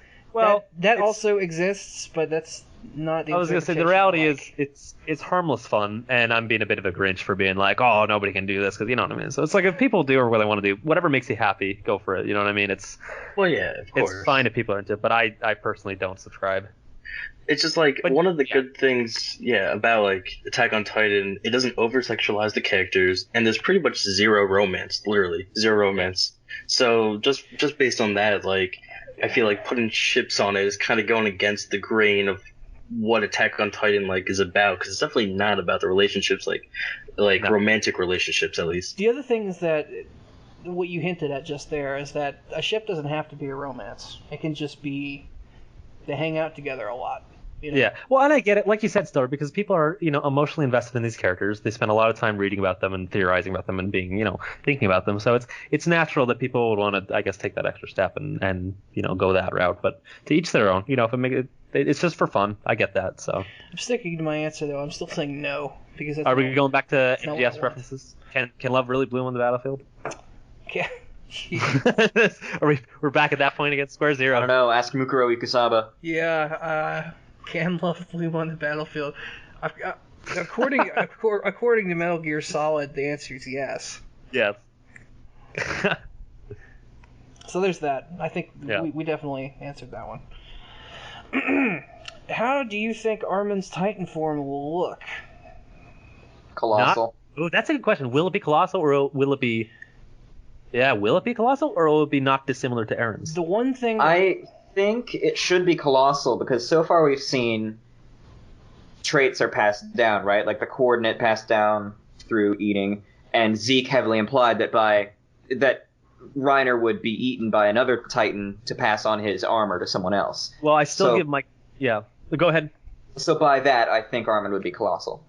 Well, I bring back the counterpoint that I heard earlier when the two counterpoints. One, the first one is when Ymir ate Marcel or Barrick, whatever you call him. She looked very similar to what she looked like before she did that. And the other thing is that Eren, before he ate Grisha and afterwards, even though he was bulkier and more fit, once he ate him, his general form was not dissimilar. He had the same kind of facial structure, the same kind of eyes. You know what I mean? Right. Well, I'm not talking about general form, right? So general form would stay the same unless it had some sort of modifier, like armored or colossal or coordinated, or able to harden, something like that. That's what gets passed down. I guess where do you draw the So line? Armin would look the same now, except more buff, but he ate a colossal titan, not a shifter like Aaron, so he'll probably be colossal. That'd be interesting And to see what happens. I'd venture that he'd be colossal with skin. So do you think it goes into effect the next time he shifts, or Yes. else, or okay?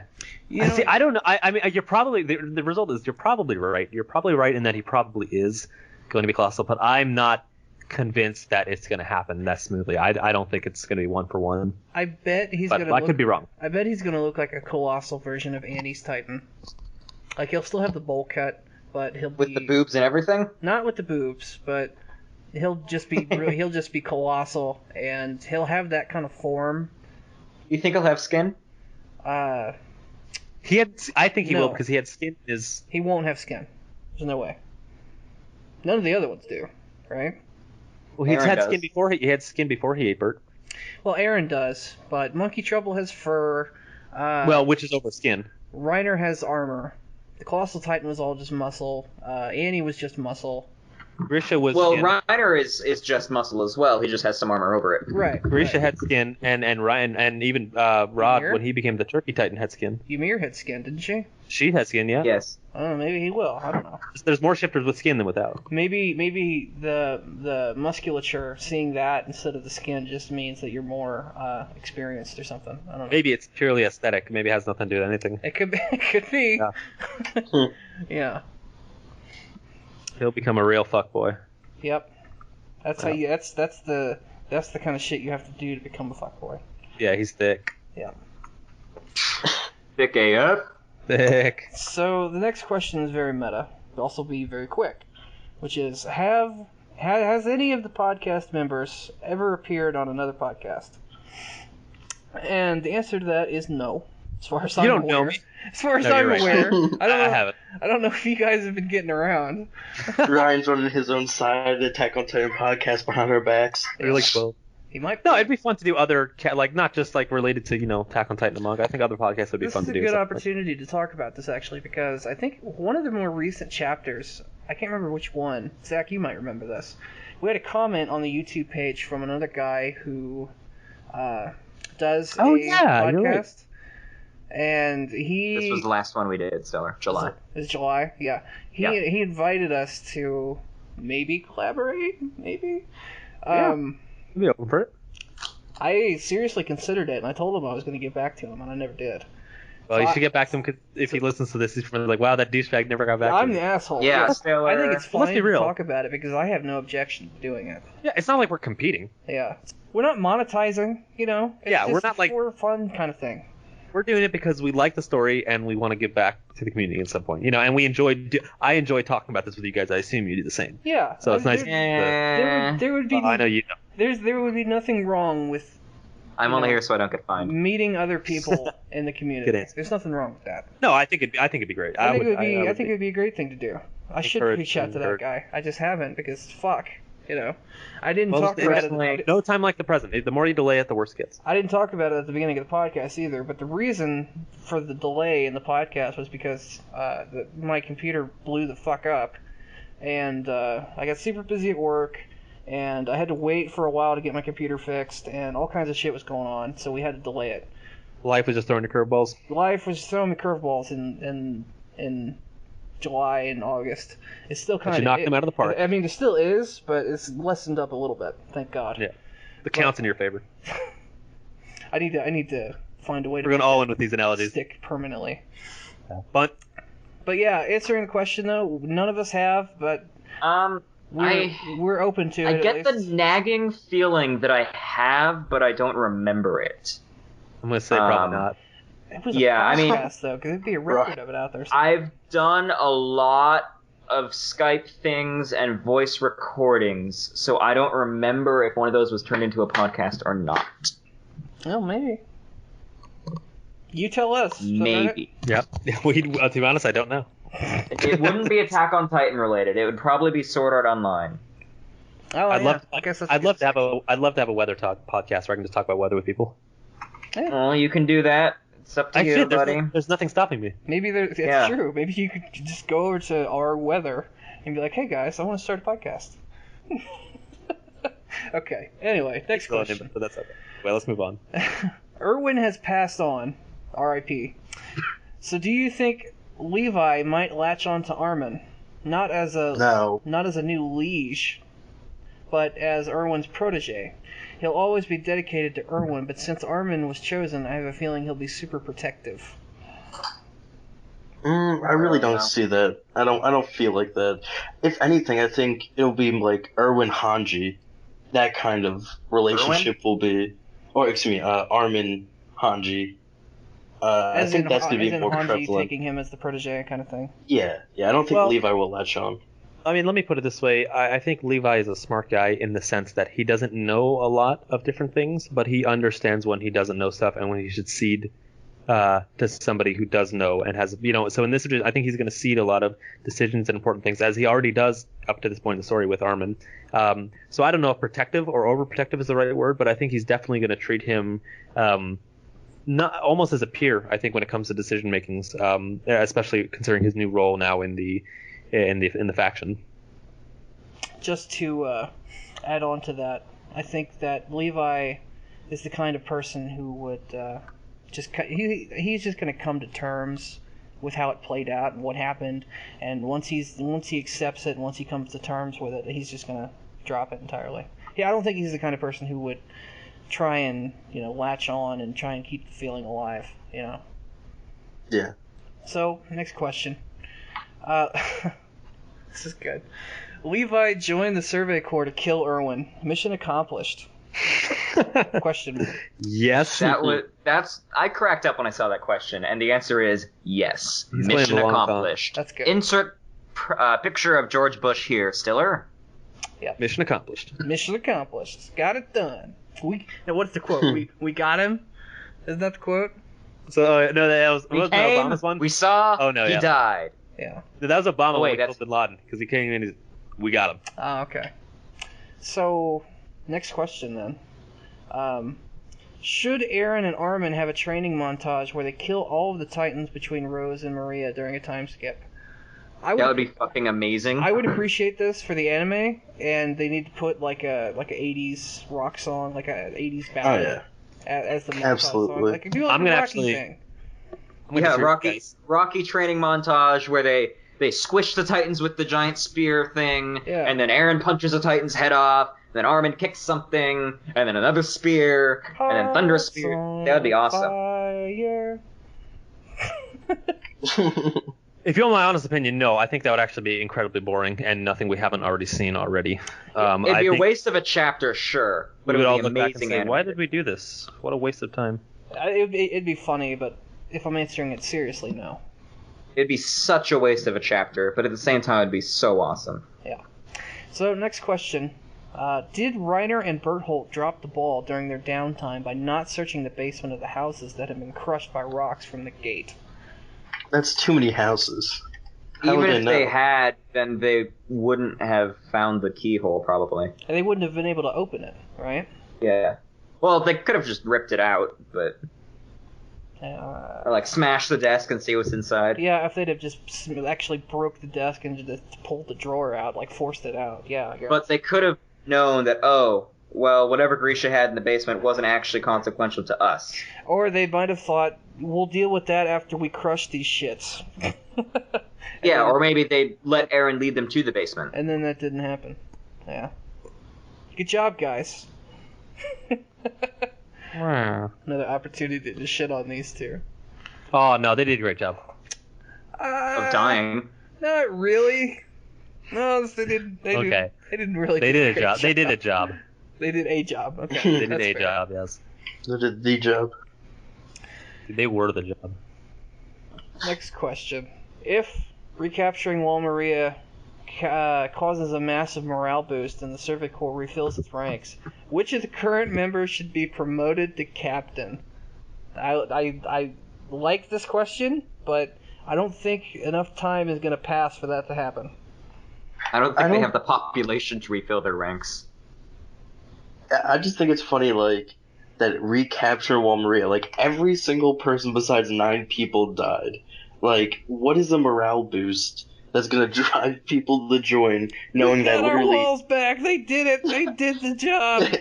Yeah, Well, they they? don't really have that big of a battle anymore, because they got Maria back. What's next?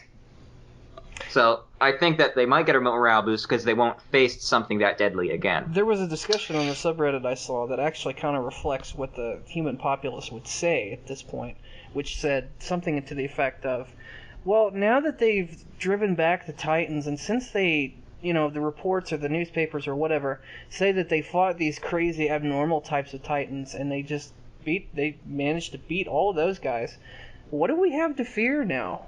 Because if they come back, now that the Survey Corps knows how to beat them so they'd have an easier time, what do we have left to fear? Well, along similar lines of that, think about how much they've accomplished and how much progress they've made in the last year alone regarding the Survey Corps. Before that, they had been essentially complacent with the fact that they were not gaining any ground and making any progress with the Titans. But they've made so many leaps and bounds, both with the technology and the knowledge of the Titans and things like that, that I think it's a very, very different ballgame now than where we were a year ago regarding the status, I guess, the potential of the Survey Corps and what they can accomplish. Yeah. And especially now that the walls are now plugged, we can start looking at people moving farther out into the walls, repopulating that area again once that gets cleaned out, which is going to, I think, drive incentive for that kind of work. So, next question then. If the wall people, I assume that means humanity, if the wall people end up being assimilated into society, will they have to be educated to get caught up, leading to an attack on junior high type of setting? It's actually really funny. If North Korea will they have to be educated? Yes. Will they have that setting? And probably not. That's no. a good. Well, I like the good comparison, Ryan. If North Korea fell and they had to reintegrate into modern South Korea, that would be a monumental effort to get everybody back up to speed with what's going on. We already can see how much the language is. Which is the only reason we haven't fucked up North Korea yet. There's a lot of reasons, but that's a big one. It's the fallout. Nobody really knows what to do about it yet. I'm sure. I mean, there are contingency plans in place, but nobody's looking forward to it. I'm sure some of the people are, but it's not going to be Trump. It's going to be a mess for everyone. Well, that's not what I mean, but I mean, we'll look back in history and say, wow, there were a lot of human rights abuses and humanitarian things going on in this country. Why didn't we intervene sooner when we look back and see what was happening there? And the unfortunate reality is that there's a lot of reasons. The reason politics. We got World War II was not purely out of philanthropic reasons, it's because we had something to gain out of it as well. And sadly, that's going to be always the reality, because there needs to be some incentive to go do stuff like that, or else why are you going to let people go die in the process? To answer the question, I don't think it's going to lead to any kind of spin-off series or any kind of further story. But I also don't think the plot's going to go in that direction. I don't see the humanity willingly trying to integrate into the luxury society. Well, I don't think it's about willingness. I think it's the fact that they're going to be pulled into the modern era, one way or another, kicking and screaming. So it's not going to be. It's inevitable. They're going to have to adjust to it one way or the other. Once those walls come down, there's no barrier anymore. That's a Metal Gear quote, isn't it? I wish. Dragging you into the 21st century, something like that? Oh, no. Maybe it should be. Maybe it is, and I'm just subconsciously quoting it. I'm trying to remember what it's from. I don't remember one like that, but I believe it if it was. So yeah, there's that. Next question is, what if the key was actually meant for the door, but someone had already detected the basement before Eren and had removed all evidence of the possible truth, aside from the book in the drawers? I mean, why would Grisha leave his son with only an option to break the door to such an important room? The only reason I see him losing it during the rice fight, but that doesn't sound like Isayama's style. With all due respect to whoever submitted this, that is the most convoluted thing I've ever heard in my life. Like, clearly it was easy enough to just break down the door. The lock on the door was never going to be the issue. The reason he had the key was to get into the hidden box. But there's a reason for everything. I just think Grisha didn't foresee his death. There's always a reason to these things. Yeah, that's as much as I appreciate the sentiment that's coming from it, that's so overcomplicated. Zach, did you say Grisha didn't foresee his death? Yes. He made Eren eat him. Yeah, but I mean, when saw he that. left the house, he didn't think, oh, I'm going to die. I should probably bring the basement key. He did leave it with Aaron. He said, He "Hey, left- you're gonna need this." No. He took the key to the desk, which he probably always kept on him to the death, but not the key to the basement in general. He thought, oh, Carla has that. That's what I mean. I'll The get it when I come back. The key to the basement was irrelevant because anybody can get in there if they kick it down. The key to the lock thing was important, and the reality is that he gave it to Aaron before he left because he knew there was a chance that he was not coming but that's back. not the question. The question is asking No, the question is- why didn't Grisha give him the key to the damn door? No, because it was Which my irrelevant. response is because Grisha didn't think to take it with him because he didn't think he'd die. Because it wasn't going to stop him from getting in. Because he knew he was going to be a shifter and he'd be able to punch. I mean, the I shit love out the idea that somebody would go through the trouble of searching the basement, replacing the lock, close. You know what I mean? It's just what. and you know what though? In a different story, that's totally a thing that could happen. That's totally possible. And like a Sherlock Holmes story, maybe. I mean, So the photo was planted. in While Maria was an inside job. most Yeah, in most I'm hearing. like mystery stories and like detective anime and those kinds of things, most of the time that's a totally legitimate thing that can happen. Like Phoenix Wright, even you see that in those games too. It's totally possible. Fair enough. Just because of the medium. Realistically, I think no, but within this medium, yeah, that's totally possible. I can't answer the question though. Next question. Should Aaron and Armin pick superhero names for themselves? Well, I don't know about superhero names, but I think they should have sick code names either way. I think that the Titan names that we give them are kind of filling that role. I think they're kind of lame, if you want to be honest. They call them, being honest with myself, like what would we call them? The female Titan, the well, colossal that one Titan, needs to armor change. Titan. The Those are all female Titan super needs to lame. change, but What was Aaron? The Rogue Titan? Rogue. Lame. Yeah, he's the Something road better type. than that. what do you have against Rogue from the X-Men? I have nothing against Rogue, but like be something more creative than the Rogue Titan. How about a cool name? Well, or it would something? just be Rogue. You wouldn't put the Titan on there. You just call him Rogue. Oh, so his name's just Rogue. Yeah. But And Rogue's- then yeah. Reiner would be Armor, and then Berthold. No. See, that's lame. That's like this being. This shoe is called Shoe. Meet my pet cat. Yes. And my pet dog. Well, maybe Berthold would be like Colossi. Or I mean, Colossus. that's Oh, fair. oh, That is that's just okay. like That's kind of it's cool. just like Pokemon naming. I guess Berthold could be Colossus because that's an X-Men character too. Are we just naming them all X-Men now? I guess. Like, what would Ymir be? What was Ymir's Titan The nickname? dancing titan. Dancing So Titan. Monkey Trouble gets to be Beast, right? That's his name, Blue? So Ymir gets to be The Jubilee. bestial titan. Ymir's Jubilee now, and then Monkey Trouble's is Beast. Beast. Yeah, Beast. That's another X-Men character. Holy shit! Oh, Monkey you see, Trouble exactly. isn't the beast titan, it's the bestial titan. We legitimately have 3 X-Men characters as Titan names. I had no idea. I never put that together. Which one's Annie then? She's one of the like Jean Grey or somebody less shitty. Mystique. Annie Mystique, would that's- Annie would be more like Psylocke, I think. But that's kind of a shitty name. So Who's Cyclops? Is anybody Cyclops? Nobody's Cyclops. Cyclops. Who's left? We still have I know who Cyclops is. Reiner doesn't have a good nickname and Annie doesn't have one. So Oh, Hanji. Thank you, Brian. Hanji. Good call. Reiner would be like the Juggernaut, and Yeah, actually, that's not bad.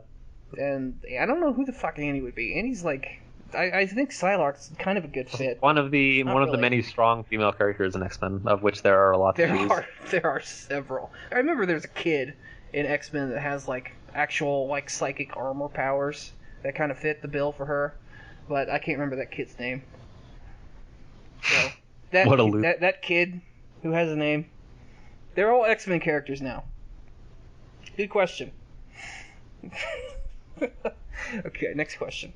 What do you think Historia's approval rating is among her subjects? 100% minus whatever population percentage the aristocracy was. I would agree with that. Yeah, I'd agreed. say right now it's relatively high, but it won't last because they're still riding that high from, hey, we just changed new shit up, let's kind of enjoy that for a bit. But as soon as they actually have to go through, because people are fickle, as soon as they actually have to go through the proper trials and tribulations of economic recovery and rebuilding a civilization, I'm sure her approval rating is going to go down as they realize, oh, not everything is quite as peachy as we liked. Recovery is a hard road. Her campaign is basically built on, hey, look at this giant titan that I killed. Make me a queen. Pretty much. Like we're less shitty than it was, and they're like, really? It seems kind of shitty right now. Yeah, but it was shittier before. And they're like, was it? Because our lives are actually okay. What's going on out there again? Yeah, right. Exactly. See, that's what I mean. People are fickle. Yep. But yeah, generally though, her approval rating's pretty good right now. Okay, Obama. Next question is, assuming Armin's Titan form will change to look like Bertholdt's, could he pretend to rescue Annie in such a way that she thinks he's the real Bertholdt, at which point they properly restrain her and feed her to Connie's mom? Wow, You have to shave his head and scrape off all his skin first. Holy but shit. maybe. Well, there's two problems with that. The first one is that, not with what you said, Zach, but the question. The first one is that she would not notice that he was different, which she would. And the second one is that she would want to be rescued in the first place by him, which I feel like, from what I've seen so far, she wasn't exactly too fond of the idea of having to be rescued by anybody. Yes, the answer is no. That's not going to work. Because they don't... Who would they feed Annie to? Now that Armin's a shifter, they don't have that syringe anymore. Who's gonna eat who? Who's gonna eat Annie? That's what they're saying. Connie's mom. Why? Do they even know where Connie's mom is? Yeah, they have her. House. Is she sitting still on that there? Do we know that she's still there? I think they captured her and took her to a private zoo of Hanji's. Probably. Or she's just laying on that house still because she can't move. I don't remember. I feel like that would be too dangerous to just leave her there. Though at the same time, that would be stupid to feed her. There were to other Connie's... mindless types. We don't know anything about Connie's mom, but you would assume that if you're going to feed Annie to somebody, you want to feed him to somebody capable. We don't know shit about Connie's mom. Connie's mom is like a middle-aged housewife. That's not somebody you want to put on the front line. You know what I mean? Connie, make sure you eat enough. Make Let sure me you just change your punch underwear. Reiner in the face. Yeah. The Grandma Titan. Good question, but I mean, guys, creative question. That definitely took a fucking twist, but I don't think that's gonna plan out. I don't think it's gonna work out. Okay, so next question: if the characters in SNK had Nin, what would their Nin group and special move be? So we talked about this a little bit. Does anyone here know what that is? We talked about this. I unfortunately am not familiar with that series or we talked what about Nen this is. a little bit before the podcast, and none of us know a fucking shit about anything about what that means. Nin group, So, special move. yes, and 3. So the answer is that Well, let's look it up. Let's see. they get cool ones, and their Nin group is named The Nenners. Properties of Nen. Nen The is one of Survey defining Corps. features. Survey Corps, of course. It is a technique that allows the living being to use and manipulate their own life energy, known as aura. The word Nen can also be used in conversation to refer to aura, which begs the question: what is aura? Well, what is this? Aura, here we go. It defines it. Aura is the life energy produced by all living bodies vital for survival. So it's the Force. So it sounds just like psychic, It's manifestation literally like the psychic power. Force. Okay, so Okay, obviously, I feel like this is more nuanced than I'm giving it credit for because that was like a brief, cursory it has of to the be. wiki entry. Yeah. It's literally the Force. there has to be some sort of system to it, but Yeah. because Oh, here's a little chart. Enhancement, transmutation, conjuration, specialization, manipulation, emission. So Ooh. you at home can align whichever of those are most appropriate to the proper characters and say that that's our answer. Vote now on your phones. Yeah, unfortunately, I cannot give an informed answer because I just plain don't know. None of us have seen the show. None of us know shit about the show. It looks like anime. I've seen Star Wars. Does that count? Because apparently it's literally the Force. It looks and it sounds like an anime. That is definitely true. Okay. Can you all even hear me? Yes. Yes. Okay. Something about the Force. None of you have made any comment. I mean, Rhetorical I'm comments. totally ignoring There's- the Star Wars references. Totally just ignoring Zach. Not even referencing it. I'm just straight up saying it's Star Wars. Yeah. It was like, It's not even like meant to be laugh-inducing. Not It's gonna just, dignify no, you with that's a fucking response. stupid. It's the Force. Yes, thank you, Thor. Doesn't You're seem mean like to me. I'm sure it's different from the Force, but it sounds similar. Sounds identical. Okay. I don't know. The Force didn't have a color chart. Next question. You're right. It's the Force without midichlorians. Next question. Midi-chlorians is so stupid, by the way. The next His question. midi-chlorians are off the chart. The next question. The next question. The younglings, next question. not the younglings. The next question what's his is power level? It's over 9,000. Too many midi-chlorians. I can't fucking read it. Stupid ass shit. What do you think the 3 books are about? That's a great question. I think they have something to do with Outside the Walls. I know that's a very vague answer. I'm going to make a prediction here. It's 3 novels, and okay, I'm getting the names: Divergent, Insurgent, and Allegiance. Grisha's fanfic. Because that's literally what this Fucking series is slut. turning into. Just I'm- saying. I would like to think, because there are 3 of them and they sort of appear to be like journal type books, that they are accounts of Grisha's travel outside the walls that will shed light on not only the kinds of things that he's experienced outside the walls that will answer what kind of stuff's out there, but also his interactions with people and what kind of people are also out there, and generally kind of give them some sort of direction to how they can meet these folks and try and I think you're on the right track. And I wouldn't be surprised also on top of that if they're written almost directed at Aaron, knowing that one day he he would was going to find be reading them Yeah. posthumously. You know, in fact, I know we kind of touched on this earlier, but I don't think it's out of the question that Grisha never intended to show Aaron the basement while he was alive, and it was the kind of thing where he knew that he would see it after he's dead. You know what I'm saying? Mhm. Right, I especially think that in that case, if he didn't know 100% that he was going to die, that telling Aaron he would show him what was in the basement was a really freaking reckless move on his part, because then he'd show Aaron all this crap about the outside world. Aaron would not stop yapping his mouth about it, and then everyone would get Papa Smith. And Well, then- why would yeah, why would exactly. Aaron have any even reason to look in the basement if he didn't have that tip?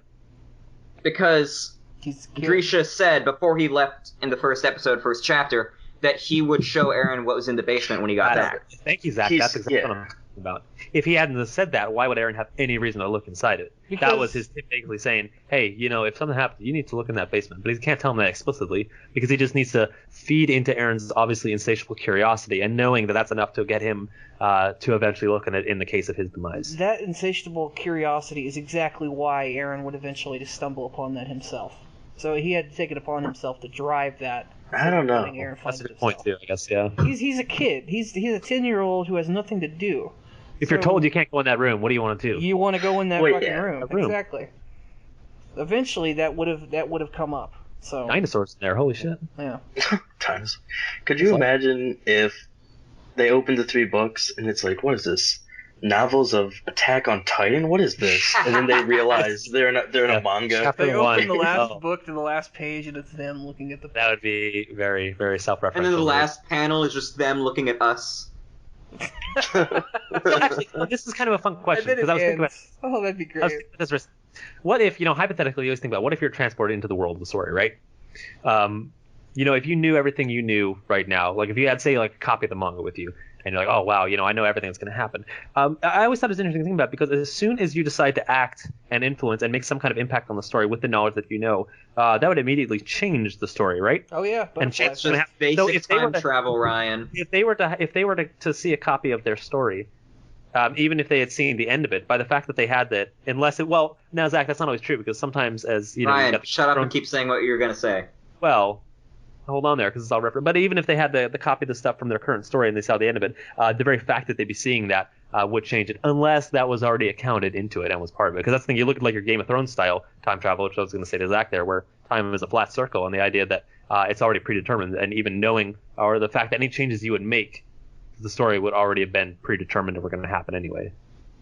It's an interesting point, but it assumes that the characters in the story have their own self-determination and their own will, which of course they don't because they're literally drawings on the paper. So if you were to enter into a world, you already are breaking the boundary of what it would be for a character that was actually written to see their own story, because you already came into the story with your own self-will, your self-determination, so it's not even comparable. I don't think, that's true, but- because it's all out the window as soon as you show up.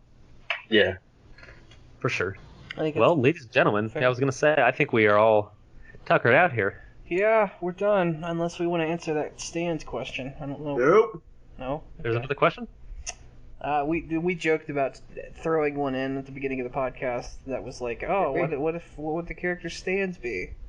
Oh, that's right. I just don't know what stands are. As a play off of the Hunter x Hunter question. But Please explain what the stands are. I don't understand. a stand a stand is basically a projection of your psyche that has some sort of superpower that you could summon at will. So It's like your own sidekick that's like attached to you on like a metaphysical level. imagine Okay. Is this a JoJo thing? imagine if you could Yeah. summon a ghost that has a superpower that you can control. Sure. Everyone has a unique version of this that has unique powers.